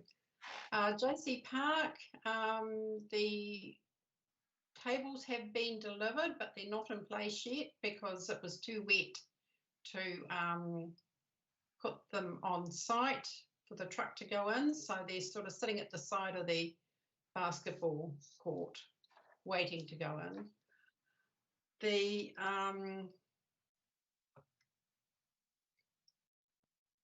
HIku Sports Hub, we have made some big decisions there. So as read there. The infrastructure meeting, as you can see, 2 roads into HIku for 21-22 have been nominated. So that being Brass Road and Parapara Toa Road and 23-24 Rural Road. And I just want to add to that particular meeting, which I have missed off this report, is that there are toilets and a dump station that is going to go in Te Paki, which has been approved by the TIF funding. So that's a real good plus for the far north and for people who actually do camp in the far north. They'll have a dump station, or people travelling will have a toilet at Te Paki. So that's really a good plus. So we've spoken about the drainage meetings, and I attended the Northern Animal Shelter opening, which was a great opening. So has anyone got any questions about my report? No? Okay. Now we go on to Darren, please. You're next up for your report. Are you there? Oh, sorry, Felicity. Yes. Yeah. Yes. Thank you, Madam Chair. Is Glenn still here? Yeah. I just wanted to comment on the progress about the HIku Sports Hub and thank Glenn for his team communication with NTA, with Franz, with sorting the loop path that we've been waiting for. So positive feedback there, great to see progress. And thank you. And it was worked out really well just doing a short site visit with Franz. So that was all. Positive thing, Glenn. Thank you. Great. Thank you. Thank you. So Darren, you're up next with your report, please. Yes, you can take mine as read, except for I'll just talk about we had a tsunami planning meeting on the 13th of July, and it was highlighted that we didn't really have any good gathering places. It was really nothing worked up here when the tsunami alarms went off. So I have actually contacted the executive of the golf club, John Cooper, and his committee, and they've made the golf club as a gathering point, which is up high. It's got toilets, showers, cooking facilities, and it could probably sleep 100 people. Also, the Pukenui camping ground up Lamb Road has made itself available, and now I'm just working. I'm not making much progress, but I want signage at various places, so it just gets ingrained in people where to go if the tsunami alarms go off. And I'll talk. I don't know who about signs, but the people running civil defence seem to be against it. But I think we need it. But yeah, that's all I have to say. Thank you. Just take a note of that signage, and we can probably take that offline and discuss that at a later time, Darren. Thank you. No, thanks for that. That's what I want to do. Yeah. Okay, Cheryl. Draft district plan proposed heritage precinct for Mongonui. The Doubtless Bay Promotions are talking to Greg from the council, but they can't see why the proposed heritage precinct area can't be removed from the maps in the same way as the SNA maps are being removed.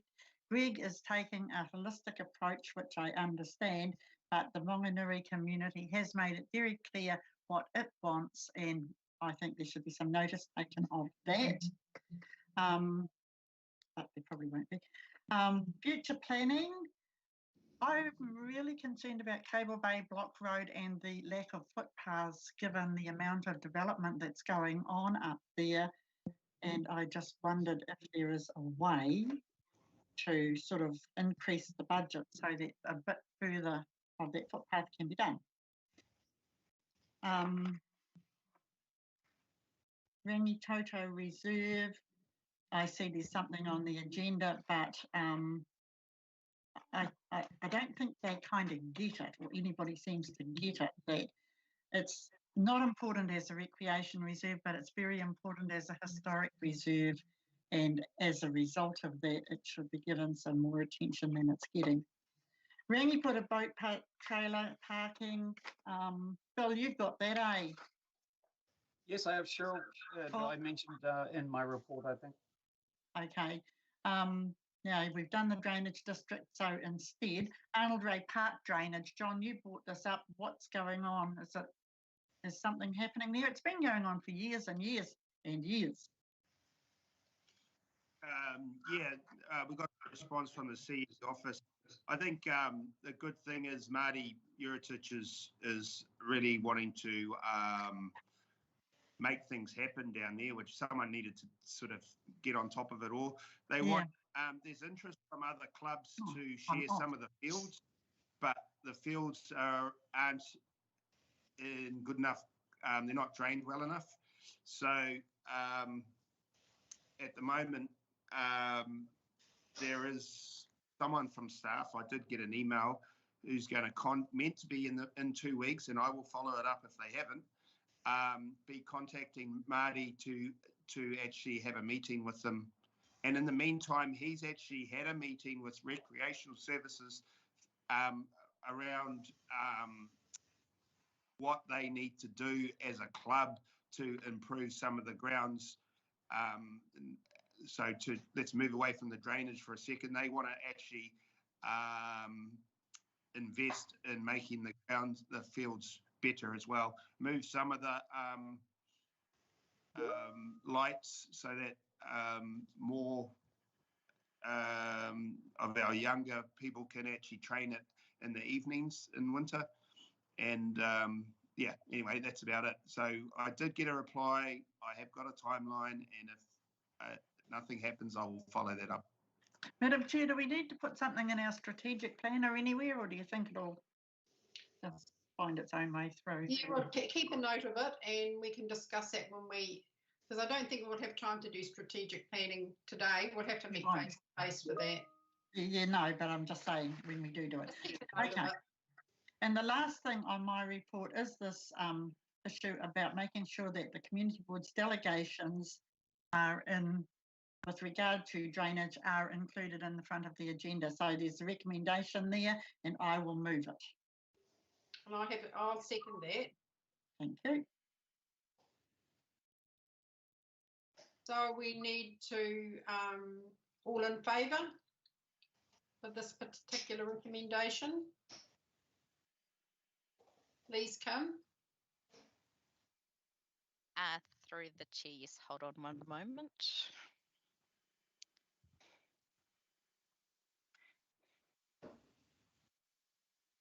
Madam Chair,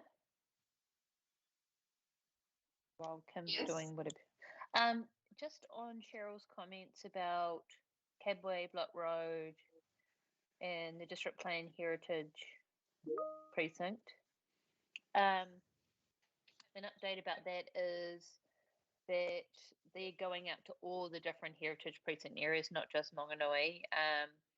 And then after that, they're going to do a formal report to council, just like they did with SNA. So that's not ruling out what you've said, Cheryl. It's just the timing of it. So just be reassured about that, and make sure that the district plan team, when they do the consultation for your area, are aware of the concerns.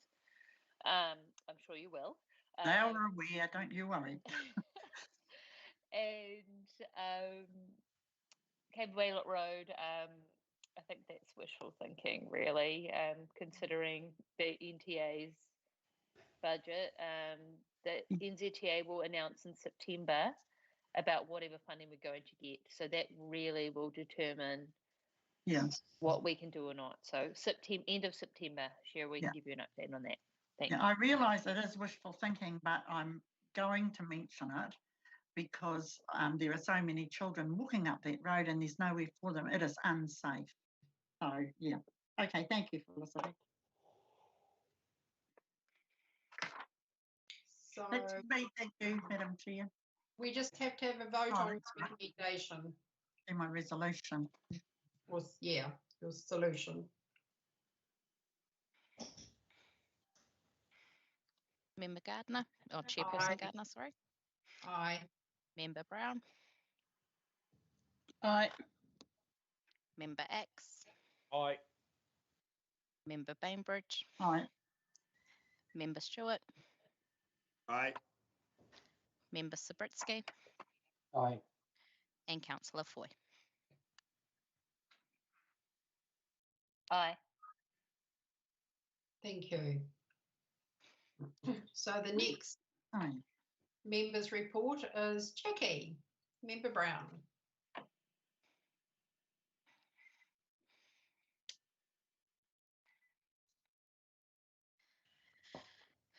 So does that mean that it goes like the substantive motion becomes the... Okay. Hang on. I only have one screen, so hang on, I'm flicking over to it. Here we go. Yeah, take it as read.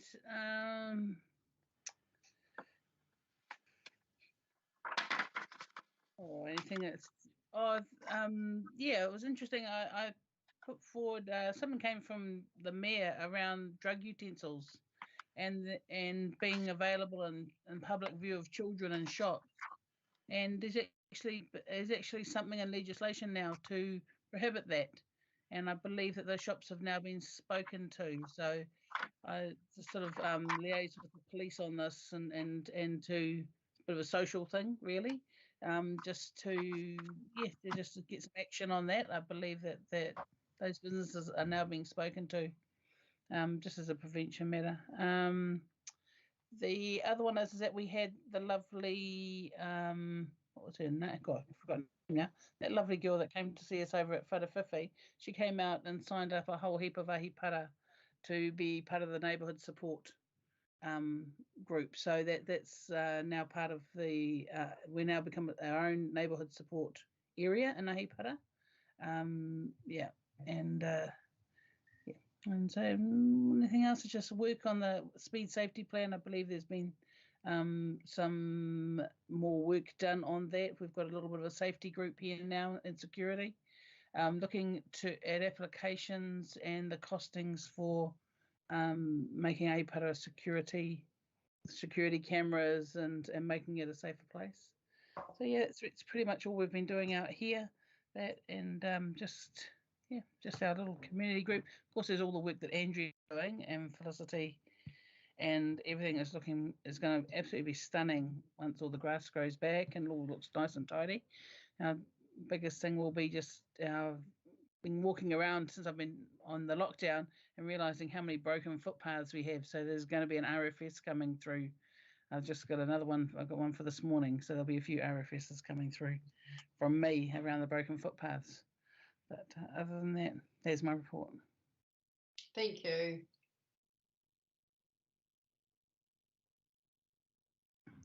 So Member Sabritsky, your report. Yes, through the chair. You can get the first part, or you can. Yep. Can you hear me? Hang on. Sorry. Yes. Okay. You can take my first part of my report as being read. Just the basic issue now. I've been in with these committees throughout the our ward, or my ward, and a lot of the issues are very similar. To that point, I've got a survey form I've put out to all of them. Some of them haven't got it yet, obviously, where we can sit down and hopefully work out some strategies where we're all on the same page and we're not working in isolation. I think I mentioned that earlier. So I'm working on that with the ratepayer groups. The township and Wharf, all of that's on hold, obviously.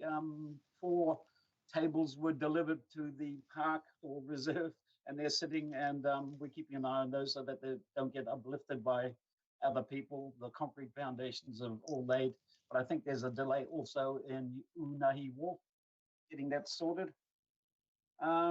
The Rangi put a car park, and again, in reference to Cheryl, thanks for bringing that up also. I had discussions with Doc, and again, I think I mentioned it in my email. There's a no-touch policy, but it's something we're going to have to sit down with because we all realize that there's going to be a big shortage of parking in this area, especially in the holiday periods. I was just hoping we could put that on the LTP at one stage. Is that possible? Through the chair? Yes, we'll have to get some costings, perhaps, maybe. We'll take that offline, Bill, and discuss it. Thank you. Sorry. Okay. And my final issue was request for services. You'll notice in my report that I have a submission date and a response date under all of those.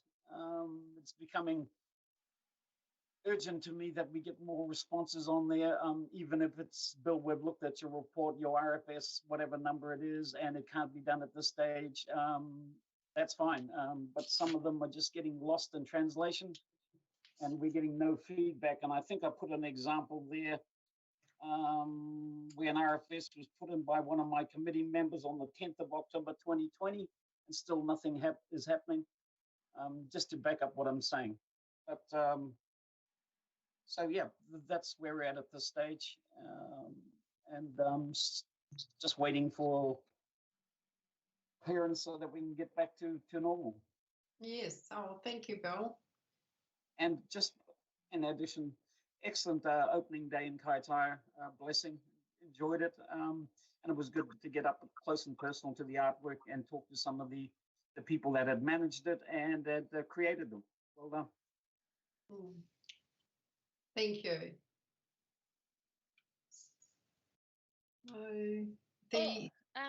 Sorry, Madam Chair. I just wanted to note for the board, are you all aware about Kaitaia being nominated for the most beautiful town, beautiful small town? Yes, we are. Oh, great. So Yep. Just FYI, and thank you to John for helping Andrea put that together. Superstar. Good stuff. Come on. So John, do you have anything to report to the board verbally? Yeah, sorry, you have to take mine as being unread. I've been a bit crook, but I'm fully vaccinated, so you can. Oh, yeah, a few things through the chair, Adele. So I had a complaint from Store Shop next door that the council had blocked the drain that runs under the footpath right next to my building, actually. Turns out I said, oh, actually, I know who's done that. The people that put in the internet, the fibre. So it was Chorus. So I went online and I made a complaint to Chorus, sent them a video of the water all rushing over the footpath because it actually floods. Jono's, he can't even wash his because there's a block wall that stops the water going out, so he can't even wash his higher stuff. And anyway, it was interesting. Just so you know, I put a complaint into Chorus because I actually know who did it and when they did it. They concreted over the actual council drain that runs under the footpath. Oh. But they made me actually go to council with that complaint.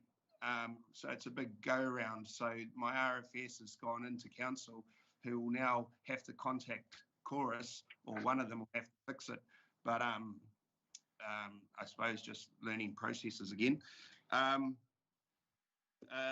with read the artwork around town. I've really enjoyed being involved with what Andrea and everyone and Felicity and Dow and everyone's.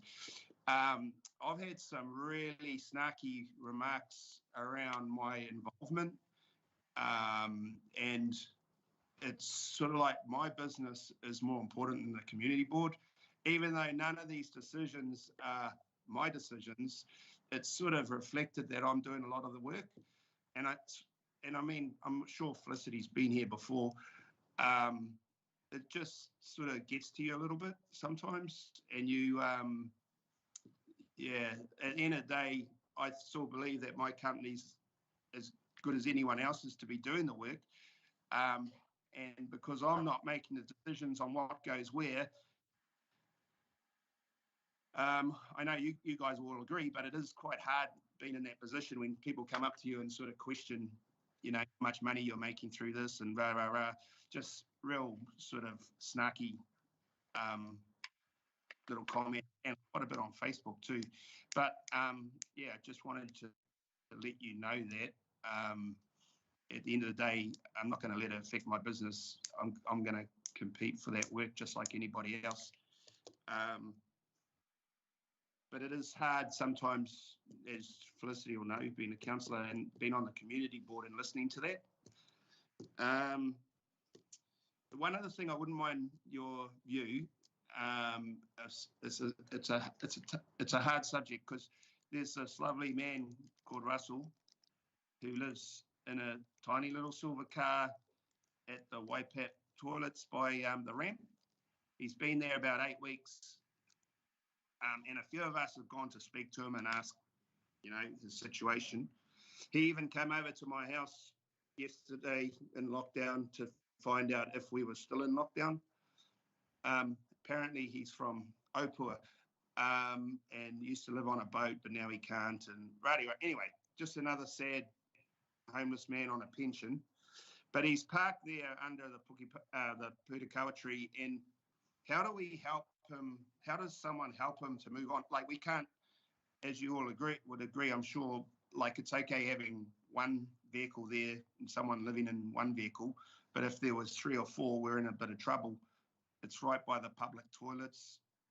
It's going to get populated with tourists, domestic tourists, hopefully shortly. What do we do in that situation?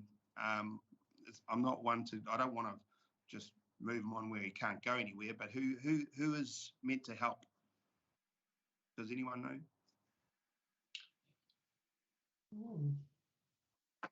Can someone help in that situation? Jackie, have you got any ideas?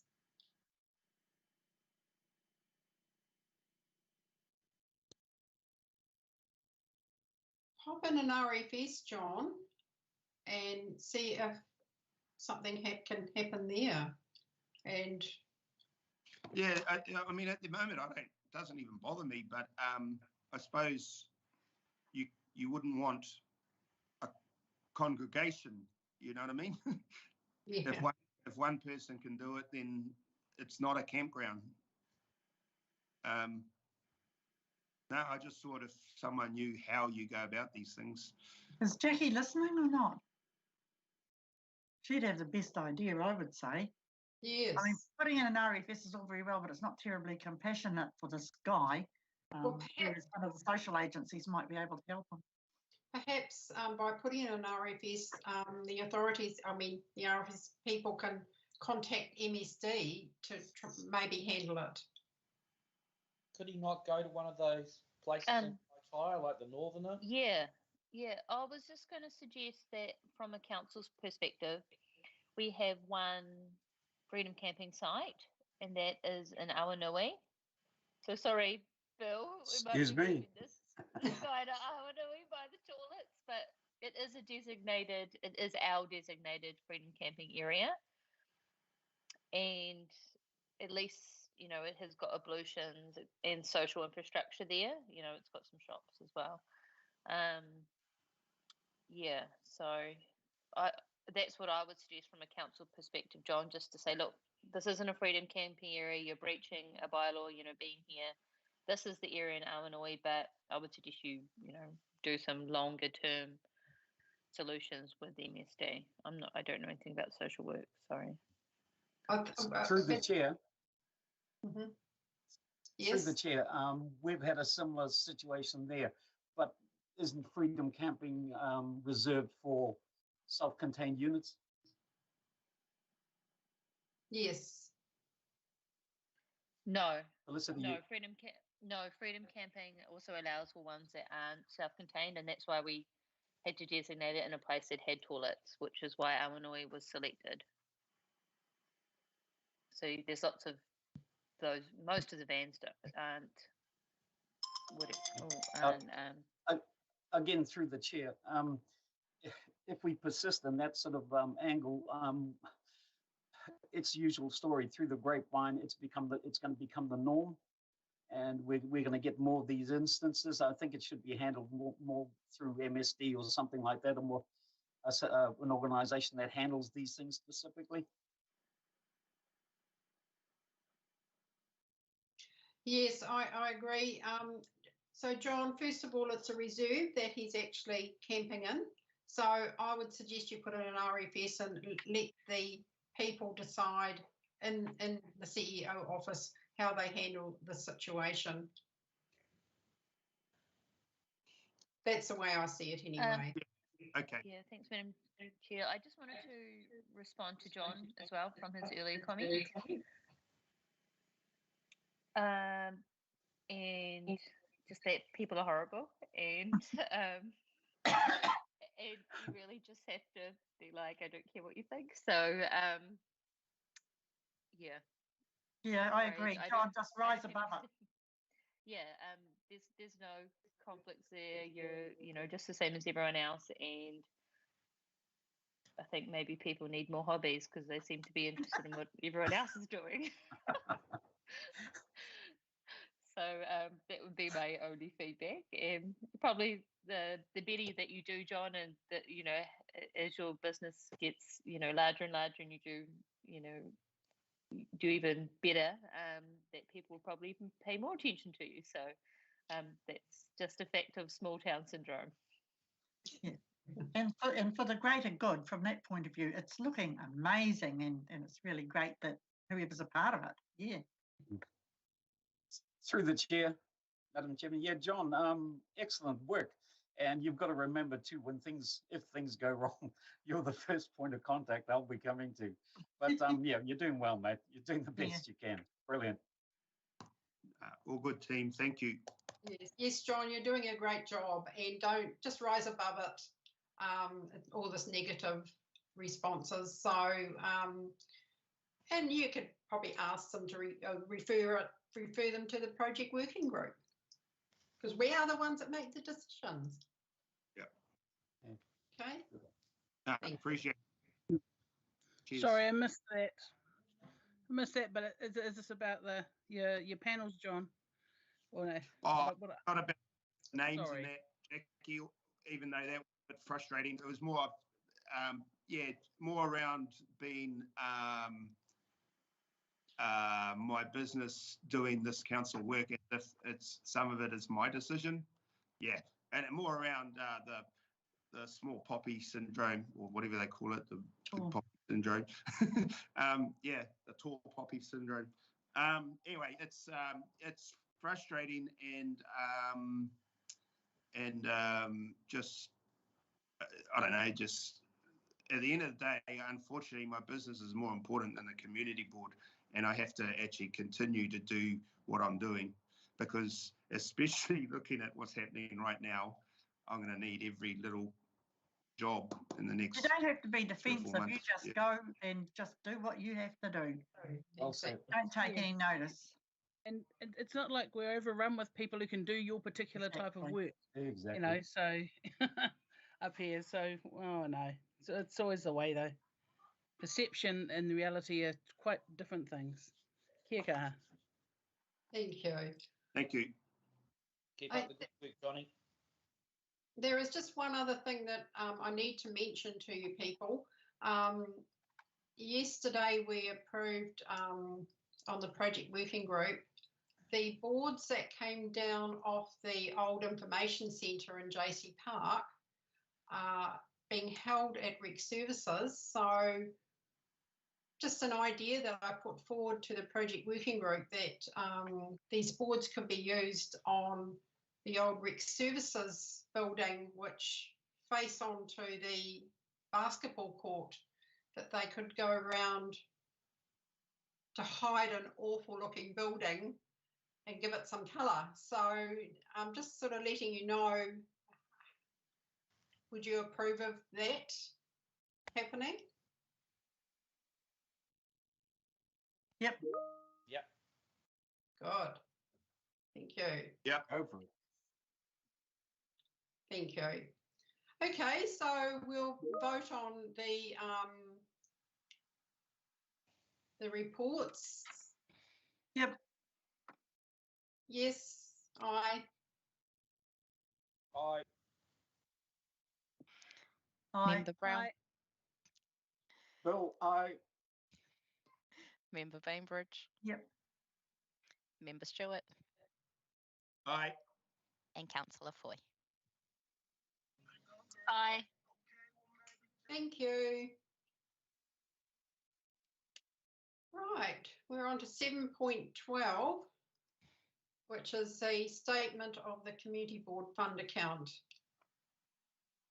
I'll move that. I've finally got my head around it. Do I have a seconder, please? Yeah. There. Thank you. Any discussion on this? No. The only discussion that I can have is the Escape design for Unahi Wharf. Has that all been worked on, Kim? Has it gone through your system? Through the chair, yes. It is. Oh, good. So that's all been sorted. Thank you. So some of these old ones, you know, there's been money sitting around for a while. Is it time to check up and see whether they actually need that money, whether they're going to uplift it or not? Like the Be Free one, I think it is one of them. Through the chair, some of it has already been uplifted. So Born Free and Te Pokapu Tiaki, that one. Please excuse my pronunciation. I know it's not correct. Those have both been uplifted. Be Free have cancelled. We just haven't. We'll need to rescind that resolution. I've just held off doing it because this is the first statement of account I've seen for this financial year. I also have concerns, excuse my language, I can't speak at the moment. I still have some concerns about the amount on there, because they have said you have 151,000 and that is an extra 10,000 on what we were expecting. And I know that there has been some confusion in the finance team, so I actually have a query in on that at the moment. I expect when we have your next community board meeting, it will be much more correct than what we're seeing here. Oh, so not that this is wrong. Are you saying that the community board fund account as at the 1st of July for 151,701 is not correct? I think it's 141. I think you've got about $10,000 too much in that amount. Oh. But that's why I have a query asking where the other 10,000 has come from, because the resolution that was passed for the long-term plan was that you would get a 25% increase. So I'm just trying to work out where the extra 10,000 is from, because a 25% increase on the 113,000 you had last year would put you at about 141,000. And my problem is when I do all my reports, I don't get to see this until the agenda comes out usually. So when I'm writing my reports, I'm writing them blind. Okay. So I know that you have at least 141,000. That's where we're sitting at the moment. For the Be Free, we will be needing to rescind that resolution because they don't need that. And I need to have a conversation with Kim about the Unahi Wharf and Awanui placemaking to work out how that is being paid out, because I kind of wasn't involved in those conversations. So I need to make sure it goes to the right people and all of that sort of thing. And I know that Adele was talking about changing the resolution for the JC Park picnic tables because that wasn't needed for those. But again, I've left it until I could finally see this statement. I have left it so that I knew we were all working with the same figures. So that's not really an answer for you, but it's where we're sitting at the moment. So really, I would like to find out, and I've asked the question to one of the project managers I was working with previously in council, and she hasn't come back to me with an answer around what funding is left on the JC Park. So when we know the answer to that, and perhaps you could follow it up for me, please. Yes, I can do that. I really appreciate it, because then we know that if we've got some money left over, we can actually maybe fund something else as an apparatus in the park or something. I don't know, and until we know that. So yes. So yeah, you're probably right. I've just done a quick calculation, Catherine, and it should be about 141 as well. I think your calculation is right. It might be that there is an increase based on population. I don't know. And that's why I have asked that, because I've got a figure of $9,991 less than what that is showing on your statement. And I don't want to say you've got this money to spend and at the end of the year we have a $10,000 deficit, because that doesn't help anyone. No, it doesn't. But anyway. Okay, well, thank you very much. Is there any further discussion on this particular report? Okay. No. Okay, we'll vote on it. Chairperson Gardner? Yes, aye. Member Brown? Aye. Member Axe? Aye. Member Bainbridge, aye. Member Stewart? Aye. Member Sabritsky? Aye. And Councillor Foy? Aye. Thank you. Right, we'll now move on to 7.13 of the funding application. So we won't move, and we'll just move each one as it comes up. Is that correct, Kim? Yep. Through the chair, that will be fine. Yep, okay. Right, the first one is the waterfront, the Pukenui Coastal Care for planting for 3,572. So, Madam Chair, I would move decline this application on the basis that at a community meeting there was concern expressed regarding erosion if planting was undertaken, and they would like to see the area regenerate naturally, and also on the basis that some of the things applied for are not the best use of ratepayer funds. So I'm moving decline. Thank you. thank you. Okay, is there any further discussion on this one before we move on that one? Somebody's got to second it. Ah, okay. I will second it for the same reasons. Okay, we'll all vote on this one then.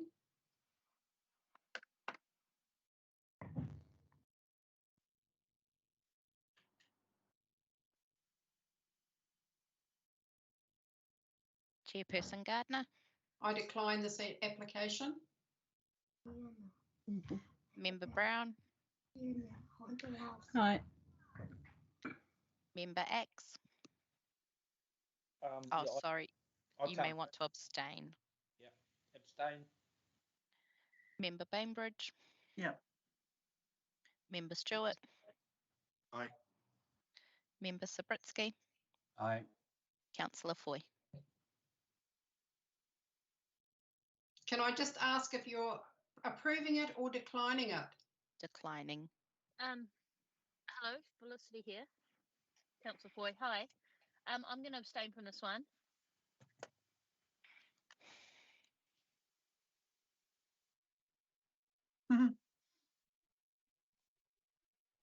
So that. Did you note that, Kim? Yeah. Yeah, cool, thank you. So, I'm just wondering, do you need to put the reasons for that decision? Because I think that it's probably relevant, but Through the chair, we can put the reasons in if you would like. Through the chair, particularly with this one, I would recommend it, given that she has been quite particular about what has been said online.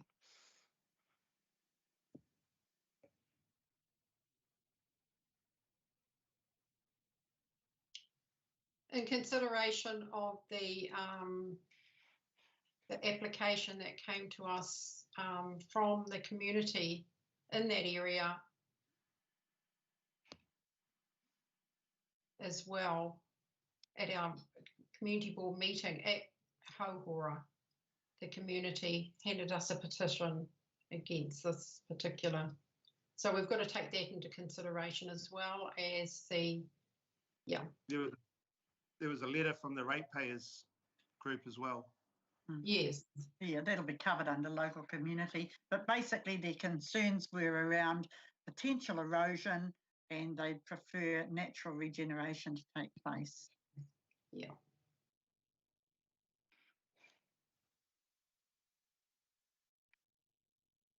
Thank you. So we've gone through and voted on that one. So we'll go on to the next one, which is for the Awanui Sports Complex for $1,080. Is there any discussion on this one before we vote? Through the chair. Sorry. You can do it properly later, Kim, if you want to. You know what we mean. Okay. Well, I'll move this particular amount. I'm quite happy with this. Do I have a seconder? Yes. Bill. Thank you. Shall we vote on this one? Aye.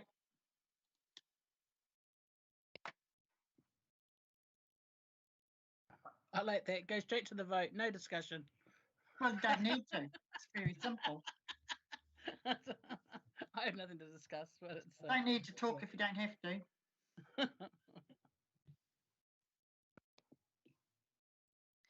Member Gardner. Yes, I approve. Member Brown.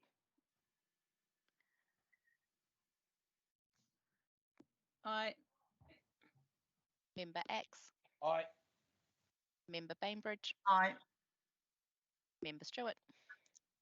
Aye. Member Sabritsky. Aye. And Councillor Foy.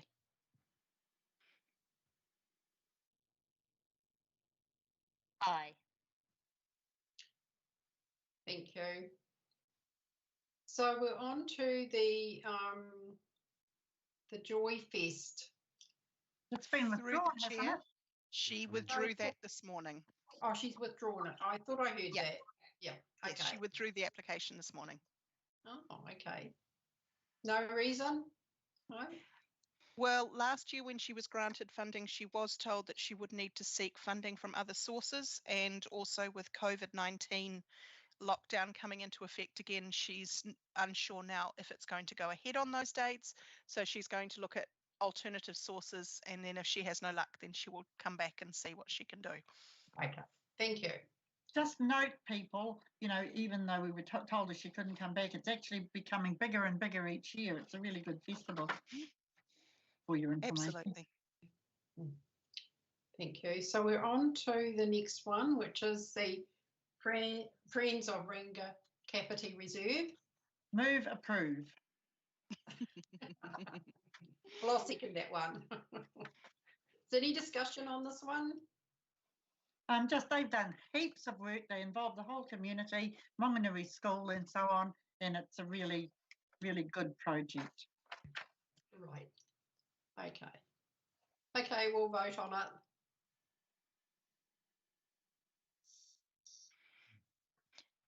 Chairperson Gardner, I agree. Member Brown, Aye. Member Axe, Aye. Member Bainbridge, Aye. Member Stewart, Aye. Member Sabritsky, Aye. and Councillor Foy. Aye.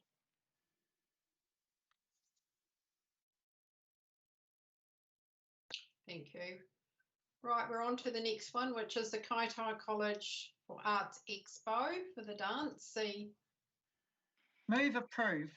The Kaimao College is very lucky to have somebody as passionate and as talented as Josie Thompson working with them. And it's good for all the kids. Do I have a seconder, please? Darren? Yes. Thank you. Any discussion on this one? The only thing that I'll say is that I did talk to the presenter about was perhaps moving to a later month if we're still in different levels. Yeah. So perhaps we can put that something around that when we send out the decision to the Kaimao College people. So can that something like that be done, please? What we can do is put a comment in there along the lines of, obviously it's subject to, it will be a minimum of level 2, although that's maximum of 100 people attending. And if it needs to be delayed past, do you want to put a certain date in there that if it's delayed past that, they must come back to the board? No. No, not really. They would have to really, to make it a viable show, it would have to be at level 1. Yes, it's it'll either go ahead or it won't. Yeah, she has said also that they're looking to use the uniforms for future shows. So yeah. But no, I'll have a conversation with her around that. Yes, yes. So okay, so we'll vote on that one. Chairperson Gardner. I approve. Member Brown. Aye. Member Axe. Aye. Member Bainbridge. Aye. Member Stewart. Aye. Member Sabritsky. Aye. And Councillor Foy. Aye. Thank you. We're on to the next one now, which is the Caricari Peninsula Residents and Ratepayers Association Senior Christmas Lunch. Now, this keeps coming back to the board year after year. So are we willing to keep on supporting this year after year? Because it is for food. Madam Chair, I don't want to be a killjoy particularly, but in an economic climate where a lot of people are struggling, including struggling to pay their rates, I just don't think it's appropriate for people from, say, you know, one area to fund a Christmas dinner for another. Sorry.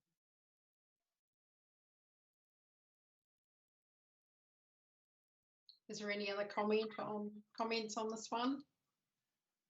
Yeah, I completely agree. I don't think it's the right use of our money, unfortunately.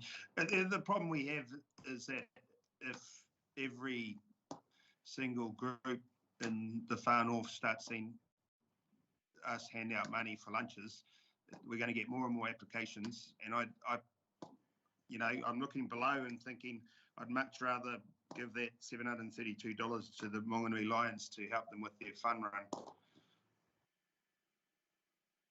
Yeah. Through agree with the John. chair.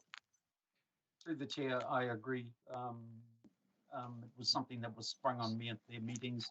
But again, I agree wholeheartedly with the other two candidates, what they said. Yeah. Madam Chair. Yes. Sorry, yeah, got my camera off because I've got my kids around. I wanted to support what's been raised by other board members. When Laurie was on our board, he was quite a strong advocate for this. But even with our last funding we did when he was part of our board, we did highlight this to the group then, and they don't apply to anyone else. They pretty much just come to our board and that's it every single year, like it's a given. So maybe we should just make it, in light of COVID, something in our response, just so that they're aware that this is a different economic climate now. Exactly. Yeah. Okay. So is any further discussion? Otherwise, we'll vote on it. Through the chair, just to confirm, you're voting to decline the application. Yes. Okay then. So Cheryl. I moved. Second. Darren. Okay, we'll vote on this one to decline. Well, I mean, it's up to the board members.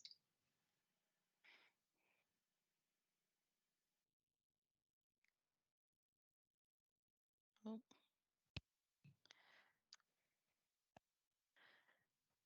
Chairperson Gardner. I decline. Member Brown. I decline. Member X. I decline. Member Bainbridge. Aye. Member Stewart. Aye. Member Sabritsky. Aye. And Councillor Foy. Aye. Thank you.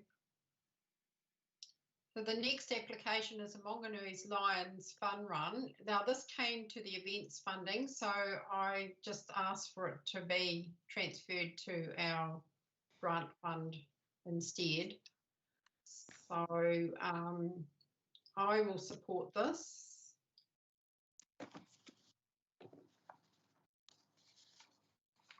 Is there any discussion on it? No, I completely support this as well. It's interesting with the Mongonui Club. I don't know how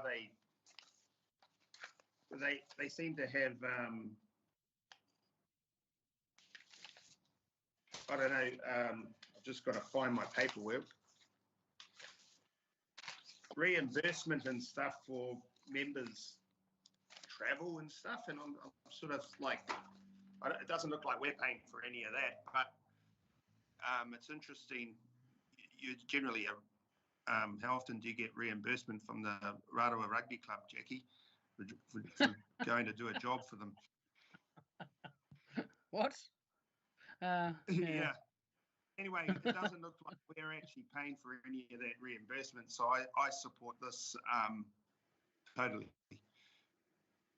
Maybe Catherine's got an opinion around the reimbursement of volunteers.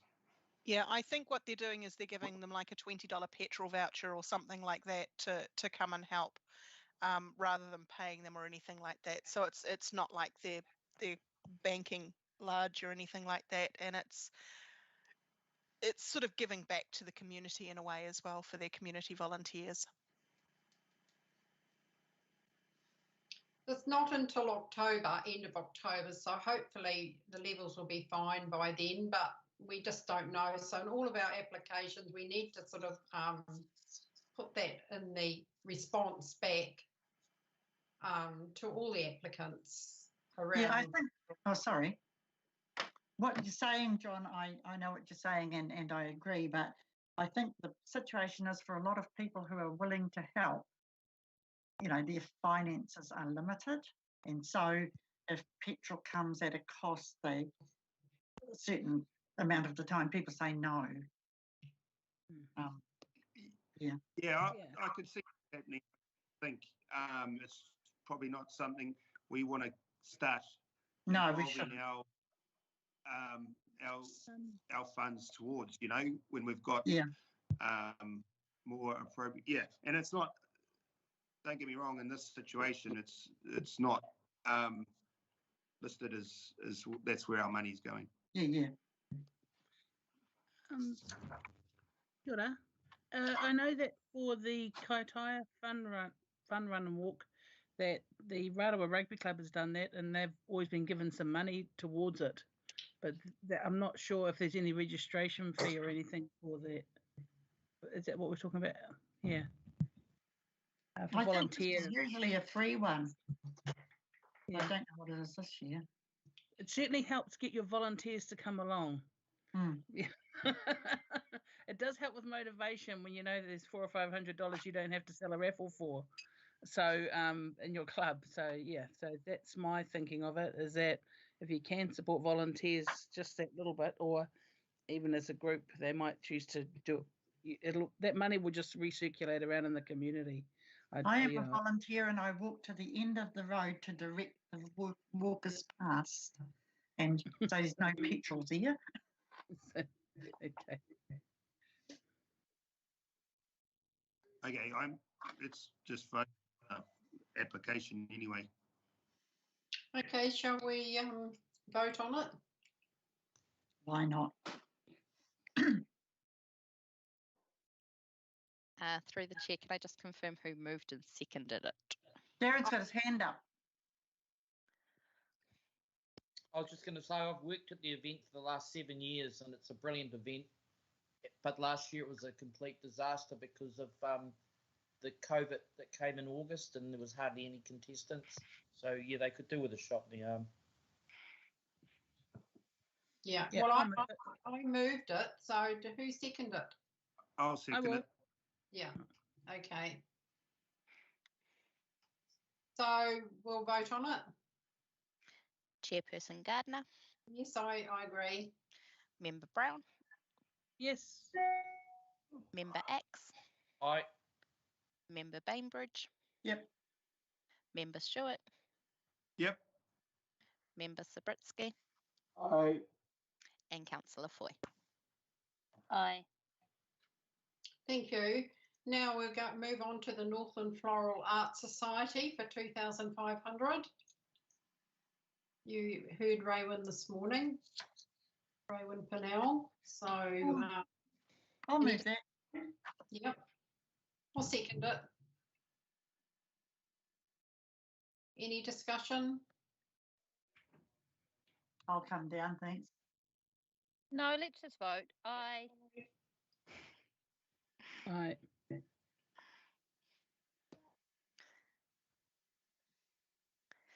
Chairperson Gardner. Aye. Member Brown. Aye. Member Axe. Aye. Member Stewart.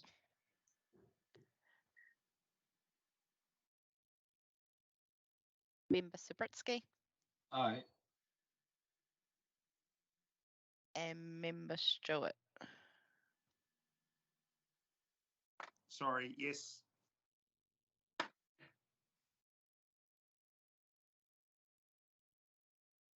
Thank you. And the last one, by the looks of things, is the Te Whaka Ora Tangata for Family Restoration Program Far North, so for $2,700.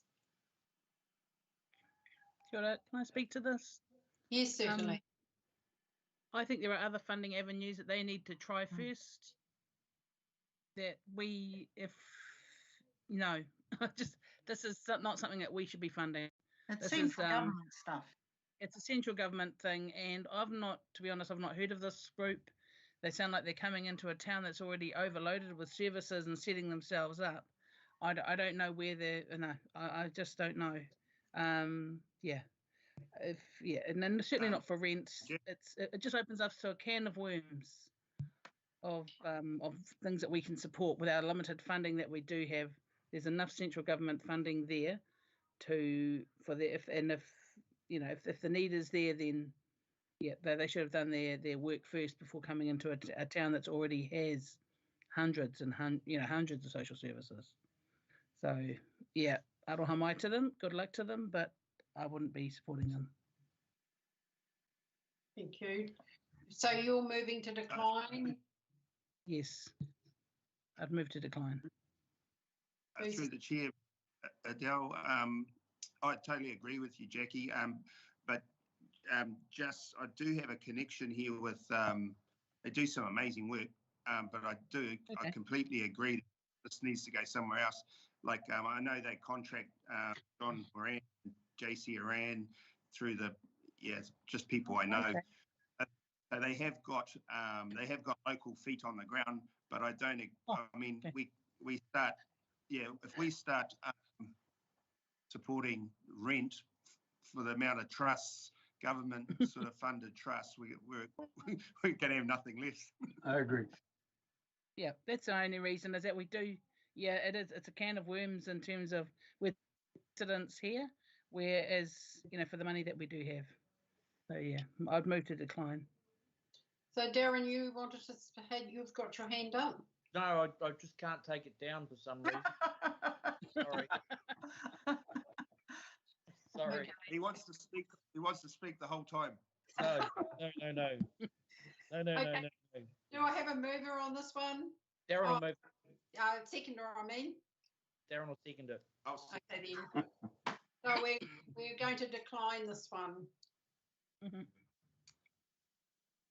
And just through the chair, to refer them to other funding agencies, and particularly the Department of Internal Affairs, to see what is available for them.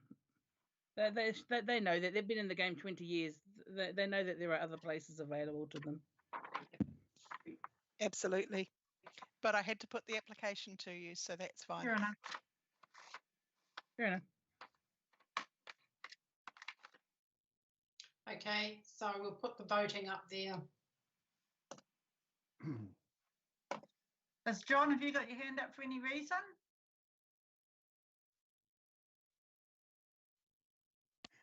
No, I took it down again because I was just going to say, could Catherine explain why we're not going to support it? And No, Jackie's absolutely. already briefed. No. Yeah, thank you. Yep, no, I do that anyway when I ring up. I don't just say you're not getting your money. I have to give them some reasoning to it and recommendations on where else they can find funding. Okay, we're going to vote. I vote to decline. Chairperson Gardner. Yeah, declined. Member Brown. Decline. Member Axe. Decline.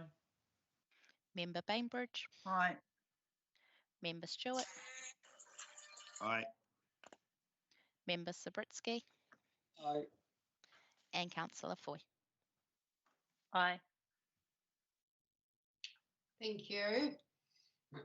Right, well, I'll have to get down to the next one. It's quite a long way down.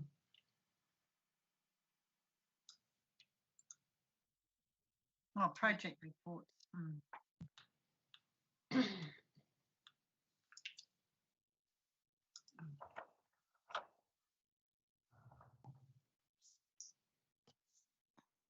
Where are we? Oops.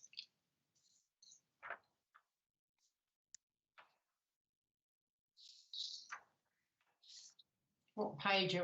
I'm just trying to find it. Through the chair, page 165. Oh, okay. Right. I'm just about there.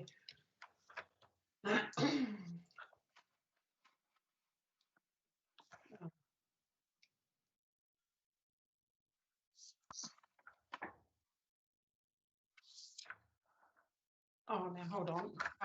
What are we up to now? Project reports.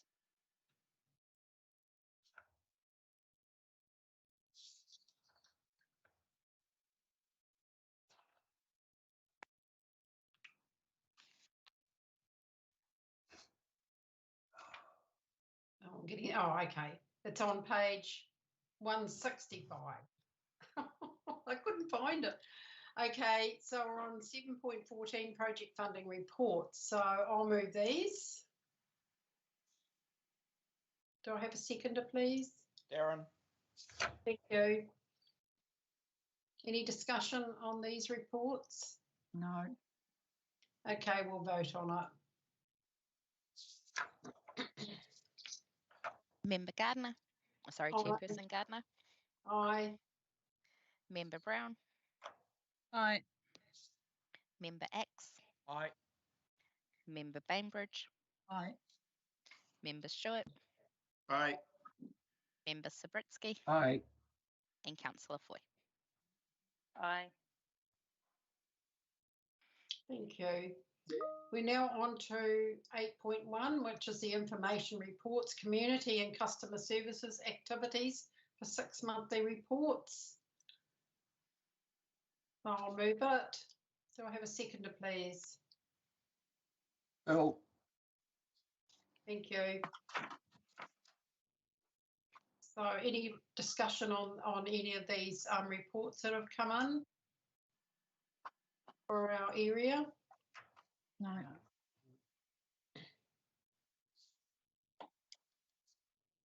No?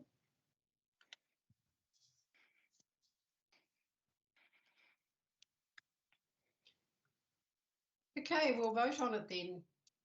Chairperson Gardner. Aye. Member Brown. Aye. Member X.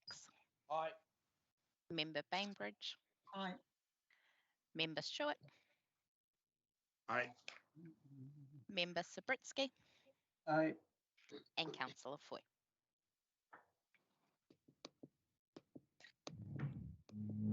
Aye.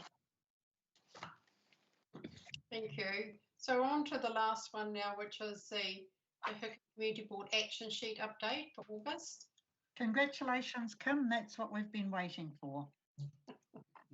You're welcome.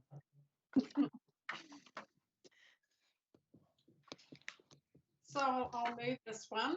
Do I have a seconder, please? I will. Thank you. So we can discuss what's on here. Who would like to go discuss some of this? I would. Okay. Sorry, Rangitoto Reserve. I would really like the board to go and have a look at it, have a site visit and just see what it kind of means to people in Monganui. It's not just a recreation reserve, it's incorrectly designated, and the sooner we get it in somebody else's hands, the better. But it is a potential asset to Doubtless Bay that can be seen from all over the place, and its potential is not being realised because it's being so degraded with so many big weeds. Anybody's thoughts? I mean, culturally, it's really significant, and that's what's being missed out of the discussion, really. So any sort of, I'd quite like to suggest that we have a board look this reserve over. So if we can have a tee it up with the, what's his name, Ian Palmer, Mr. Palmer. Felicity's hands up. Okay. And Felicity's face says it all. So I'd like to think that we can actually have a look at this before we sort of continue. So, okay, Felicity, what have you? Oh yeah, the board can do what they like really, but I just wanted to give context to this one reserve. We've got like 600 of them, and I just don't want this guy to get his hopes up that we're going to prioritise this as the top reserve of all 600 that no one can access apart from by boat. Unless he's wanting to give an easement, which I've been told he doesn't, and I don't see why he would. So I just feel like visually I agree with Cheryl. Visually it is, from the other side, but I thought that George is already working on transferring it to DOC or iwi or someone that can get funding to and manage it properly on an ongoing basis rather than us trying to have to prioritise it with 1 out of 600. I don't know. Do you have any feedback about that, Cheryl? Yeah, I think the point is that it's not really a recreation reserve. And I mean, in 1962, they said, here, have this reserve. The Defence Force said, here, have this reserve. We don't want it, and it can be a recreation reserve. It means, I believe, more than that, you know, to the community in terms of its history. That's all I'm saying. And you know, the guy does give access on request, but it's not really about him. It's about the appearance. Like in the old photos, you see all the terraces and things, and now they're covered in trees and weeds and God knows what. It could be something that really shows, this is just my opinion, it really could show people what it looked like back in the day, and you know, in the days when all the walkers and the whalers and so on were coming in. You know, I don't have any strong feelings, to be honest, about you know, the other parts of it. I think that we have let down the community by failing to maintain it, and I do get that there are 600 reserves, and so we can't really you know, can't really prioritise one that maybe there isn't public access to. What I'd just like the board to do is just have a look and see for themselves, and if they all walk out afterwards and say, well, hey, that was a waste of time, fine, at least we know. Yep, fair enough, Cheryl. So Ngāti Kahu. And I would like, sorry, Jackie, I didn't mean to interrupt, but I'd like Bronnie to go too, to be honest. Bronwyn Hunt. Yeah, sorry. Okay, Ngāti Kahu, where do they sit with this? I'm not sure. I think, well, Rangi Kapiti Reserve is under Kenana, and so I'm thinking that Rangitoto possibly is too, but Ian Palmer has actually been in touch with local iwi. He's had quite a lot of talk with them, but the thing is that if this is a reserve that comes from the Crown, it goes back to the Crown, we don't have any say in that. That's just the way it is. I think if we put money into a reserve that the public can't access by land, it's going to be a short-lived life in politics for all of us. That's my honest thinking of it. But I love history, you know, and I'd love to see things like this being restored. But again, it has to be. We need more people. We need more people at the dinner table, and it might be a philanthropy type thing that they could be looking at, something like that. That someone who wants to restore that to its former glory, just so that it can be seen from the sea or from the vantage points of it. I feel as though it's almost a philanthropic exercise to bring this back. I don't think as much as we wanted to do something, we can go and have a look at it. But again, would we be getting Mr. Palmer's hopes up? Would we go and look at the other 600 reserves? I'm thinking of the reserves at Whangape. I'd love you all to come out there and have a look at the what we want to do down at the end of Whangape Road. You know, those toilets that we'd love to have down there. You know. But you know, I wouldn't. It's yeah. I'll just go with the flow, but I'm just raising. Yeah. I really like Cheryl's suggestion about getting Bronwyn there, though, because I think that's the natural first step with having the area manager for DOC there, and at the same time, I don't know, I think his name's Tiger from. Oh, Tiger, yeah. Yeah, like Tiger might want to go.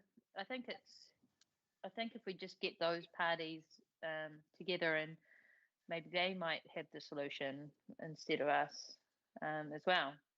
And they'll probably have more options for funding. Yeah, well, they might have, yeah. At the moment, the downside is it's in the name of council. And as you can see from the action sheet, the process is going to be long and winding to get it out of there. And meanwhile, but I think that DOC might have funding, like through the iwi. Like I know that Ngāi Takoto, for example, are doing a lot of clearing of the wilding pines around Lake Ngātu. You know, it's on whose land? On the land that is, I think it's owned by DOC but managed by iwi. So, you know, collaboration. So, I don't see why council would disagree with that. Yeah, so great suggestion about doc, area manager, and iwi doing a site visit. Fully agree.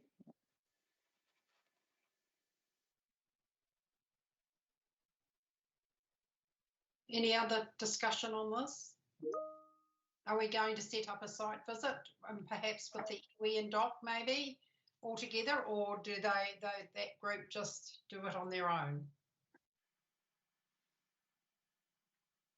Maybe we can talk to Bronwyn. I don't really want to get in the middle of it either, though, if it's, yeah, I don't know. Because for any group to do any work on this reserve, they need a management plan. Yeah, they need a management plan, because it's like a heritage site. Well, that's not true, because or else they would have no work done on any of our reserves anywhere. So I think that statement's false. But yeah, that's true. It's actually written in the Reserves Act. Oh, I understand that, but we're not going to not do any work in any of our 600 reserves just because we don't have a management plan. I think by statute that's correct, but in practice, I think that a management plan would enable a group like the Friends of Rangakapiti to go for funding to do the reserve up. But they have to have a basis on which to apply for funding. You can't apply for funding without having some definitive requirements, I guess, in terms of weed control and so on.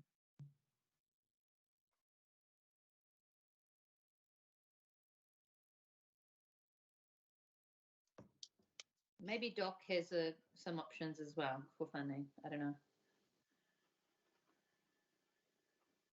Through the chair. Yes. This issue seems to be going on and on for quite a while now. Ever since you started, Bill? What's that? Ever since you started. Thank you, Cheryl. No, and it just seems there's got to be a starting point, and surely there's someone that can say, right, we're going to do this.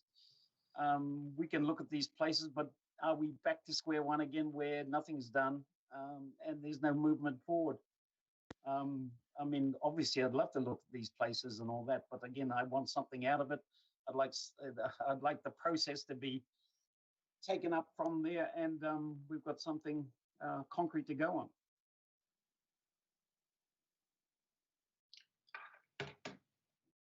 Thank you, Bill. Well, we sort of dodged a bullet today because Mr. Palmer was going to come to our meeting if we were having it face to face. Please, through the chair. Yes, certainly. So a couple months ago, Nina and Doug Tawaki and the Doc Kaitaya manager, who is Maureen Hardy-Birch, Bronnie is in Kitty Kitty, so she wouldn't have anything to do with this.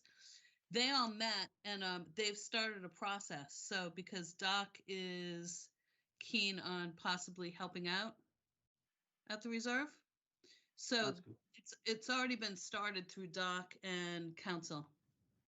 Oh, so okay. Something out, and I don't know. Good. Yeah. Can you follow up on that and let us know then, please, Shane? Sure. Thank you. Because can Mr. Palmer please be made aware of that, Shane? He is aware. He actually is the one who contacted Doc, and then Doc contacted me because I used to work there, and I set up a meeting with Nina and Doug and Maureen. So he's totally aware of it. Okay. But I don't know where it's gotten to at this point because I kind of stepped out of it when Nina became involved because it's, she's the reserve person. I haven't got the skills to do it. I can follow up and find out where it's at. Okay. An email which was received today from Mr. Palmer was at the end of the last paragraph. He said that at this stage, I just want Council to state an unequivocal position on this matter, even if that position is that they have no intention of progressing management plans for the Rangitoto Reserve or any similar reserves, notwithstanding that they have a legal obligation to do so. So he just needs confirmation of something. Yes. Yeah, George should give him that response. Yes, Because he should. basically the response should be, we have 600 reserves, this one isn't accessed by land, and this one is not the priority of, you know, our work schedule based on all the other reserves. Okay, so And yeah, and if we can get something in writing from Doc and whatever the other group is saying, that would be helpful to say what we can do, which would be great. So Adele, do you want me to email you what I find out? Yes. I think he needs to be sent back a response one way or the other as to where he stands and where we stand, so that he. So you had an email from him, Adele, did you say? Yeah, well, you were copied into it. I probably haven't looked at it. Yeah. I haven't because I don't know about it. So maybe can you forward that to Shane and George and ask for a definitive response? Yeah, well, Felicity was emailed into it as well. Oh, So yeah. yes, I can do, but there's quite a long script of emails there to go. So I'll do that afterwards. Cool. So if we can actually get an answer to him, because otherwise he will just continue on at our meetings, and we can't really do anything about it. Mm-hmm. Okay, so that's what we're asking for. So Shane's obviously going to take it on board if you email her and George, and we'll see what happens. Okay. Cheryl, I'm not going to take it on board to respond to him. I'm going to find out from Nina where it's at. Oh, whatever. Yeah. Because yeah, George, it's appropriate for George to respond to him. Okay. Okay. So if you could note that, Kim, please.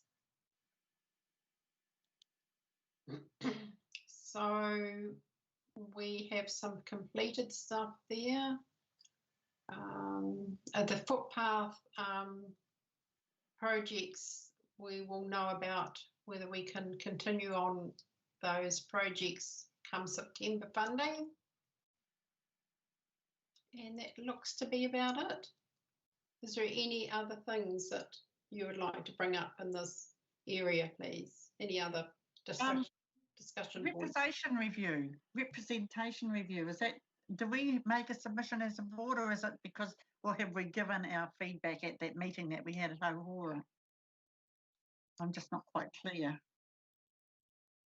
You can make separate submissions. We don't. Yeah, I know. We've already given our. We've given, yeah, that's, okay, that answers that question. Thank you. Adele, I've got one thing. Yes. At our meeting out at Wharawhiwhi, the principal of Pukenui School, Louise Rogers, came and talked to both Sandy Morris and Waka Kotahi about road signs to be put outside her school. And so far, she hasn't heard from anybody. Surprise. I was just wondering what we could do about that. There probably wasn't an RFS about that. Do you think I should put an RFS in for it? It just seems to have vanished. Okay, Kim, are you able to help this, an RFS or? Through the chair, yes, either options of those is fine. You can put through an RFS, and then that way it is noted in the CEO's office. Otherwise, the staff member who would look after that has recently just left, so I will find out who has taken over her role and just ask if they can follow it up as well. Similarly, when we went to Tikau, they asked for a speed reduction outside of the shop and everything, and we've informed in Waka Kotahi, nobody's done anything. So what do we need to do? It was kind of a waste of time. I feel we gave those people some hope that wasn't realised about a number of things. Hang on a second. Waka Kotahi have been doing a number of road surveys around. They did the one up north that went all the way up to the Cape, and now they've just done the one out here at Ahipara out towards Broadwood as well. I think that's how they're responding. I think they're looking at the whole situation of speed. And there was in that, because I submitted on both particularly the one up north, because they were looking at making it 80 k's from Kaitaia to Pukenui, and I was like going, oh mate, that's going to make everyone real happy. Yeah, there was some, and if you can, I'm not sure where that's in the process, but they reckon it'll be a couple of years before anything. They don't rush anything on state highways. It all has to go out to the public. It's part of their, that's from what I understood from them, because I went and talked to them at Pack and Save, and they said it's part of their program is to consult the public about that. Yeah, so maybe that's where it's at. Maybe we just need to just see what is in the process. Yeah. So is there any further issues before we close the meeting?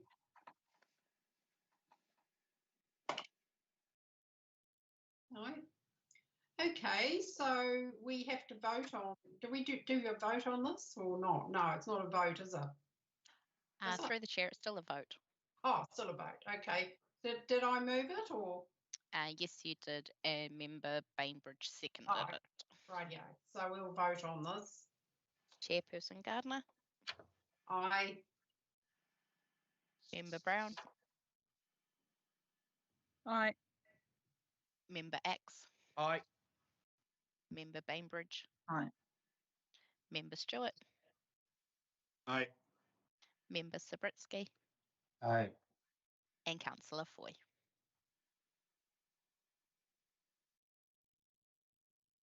Can I have a word before we? Aye. I'll declare the meeting closed, but we can turn off the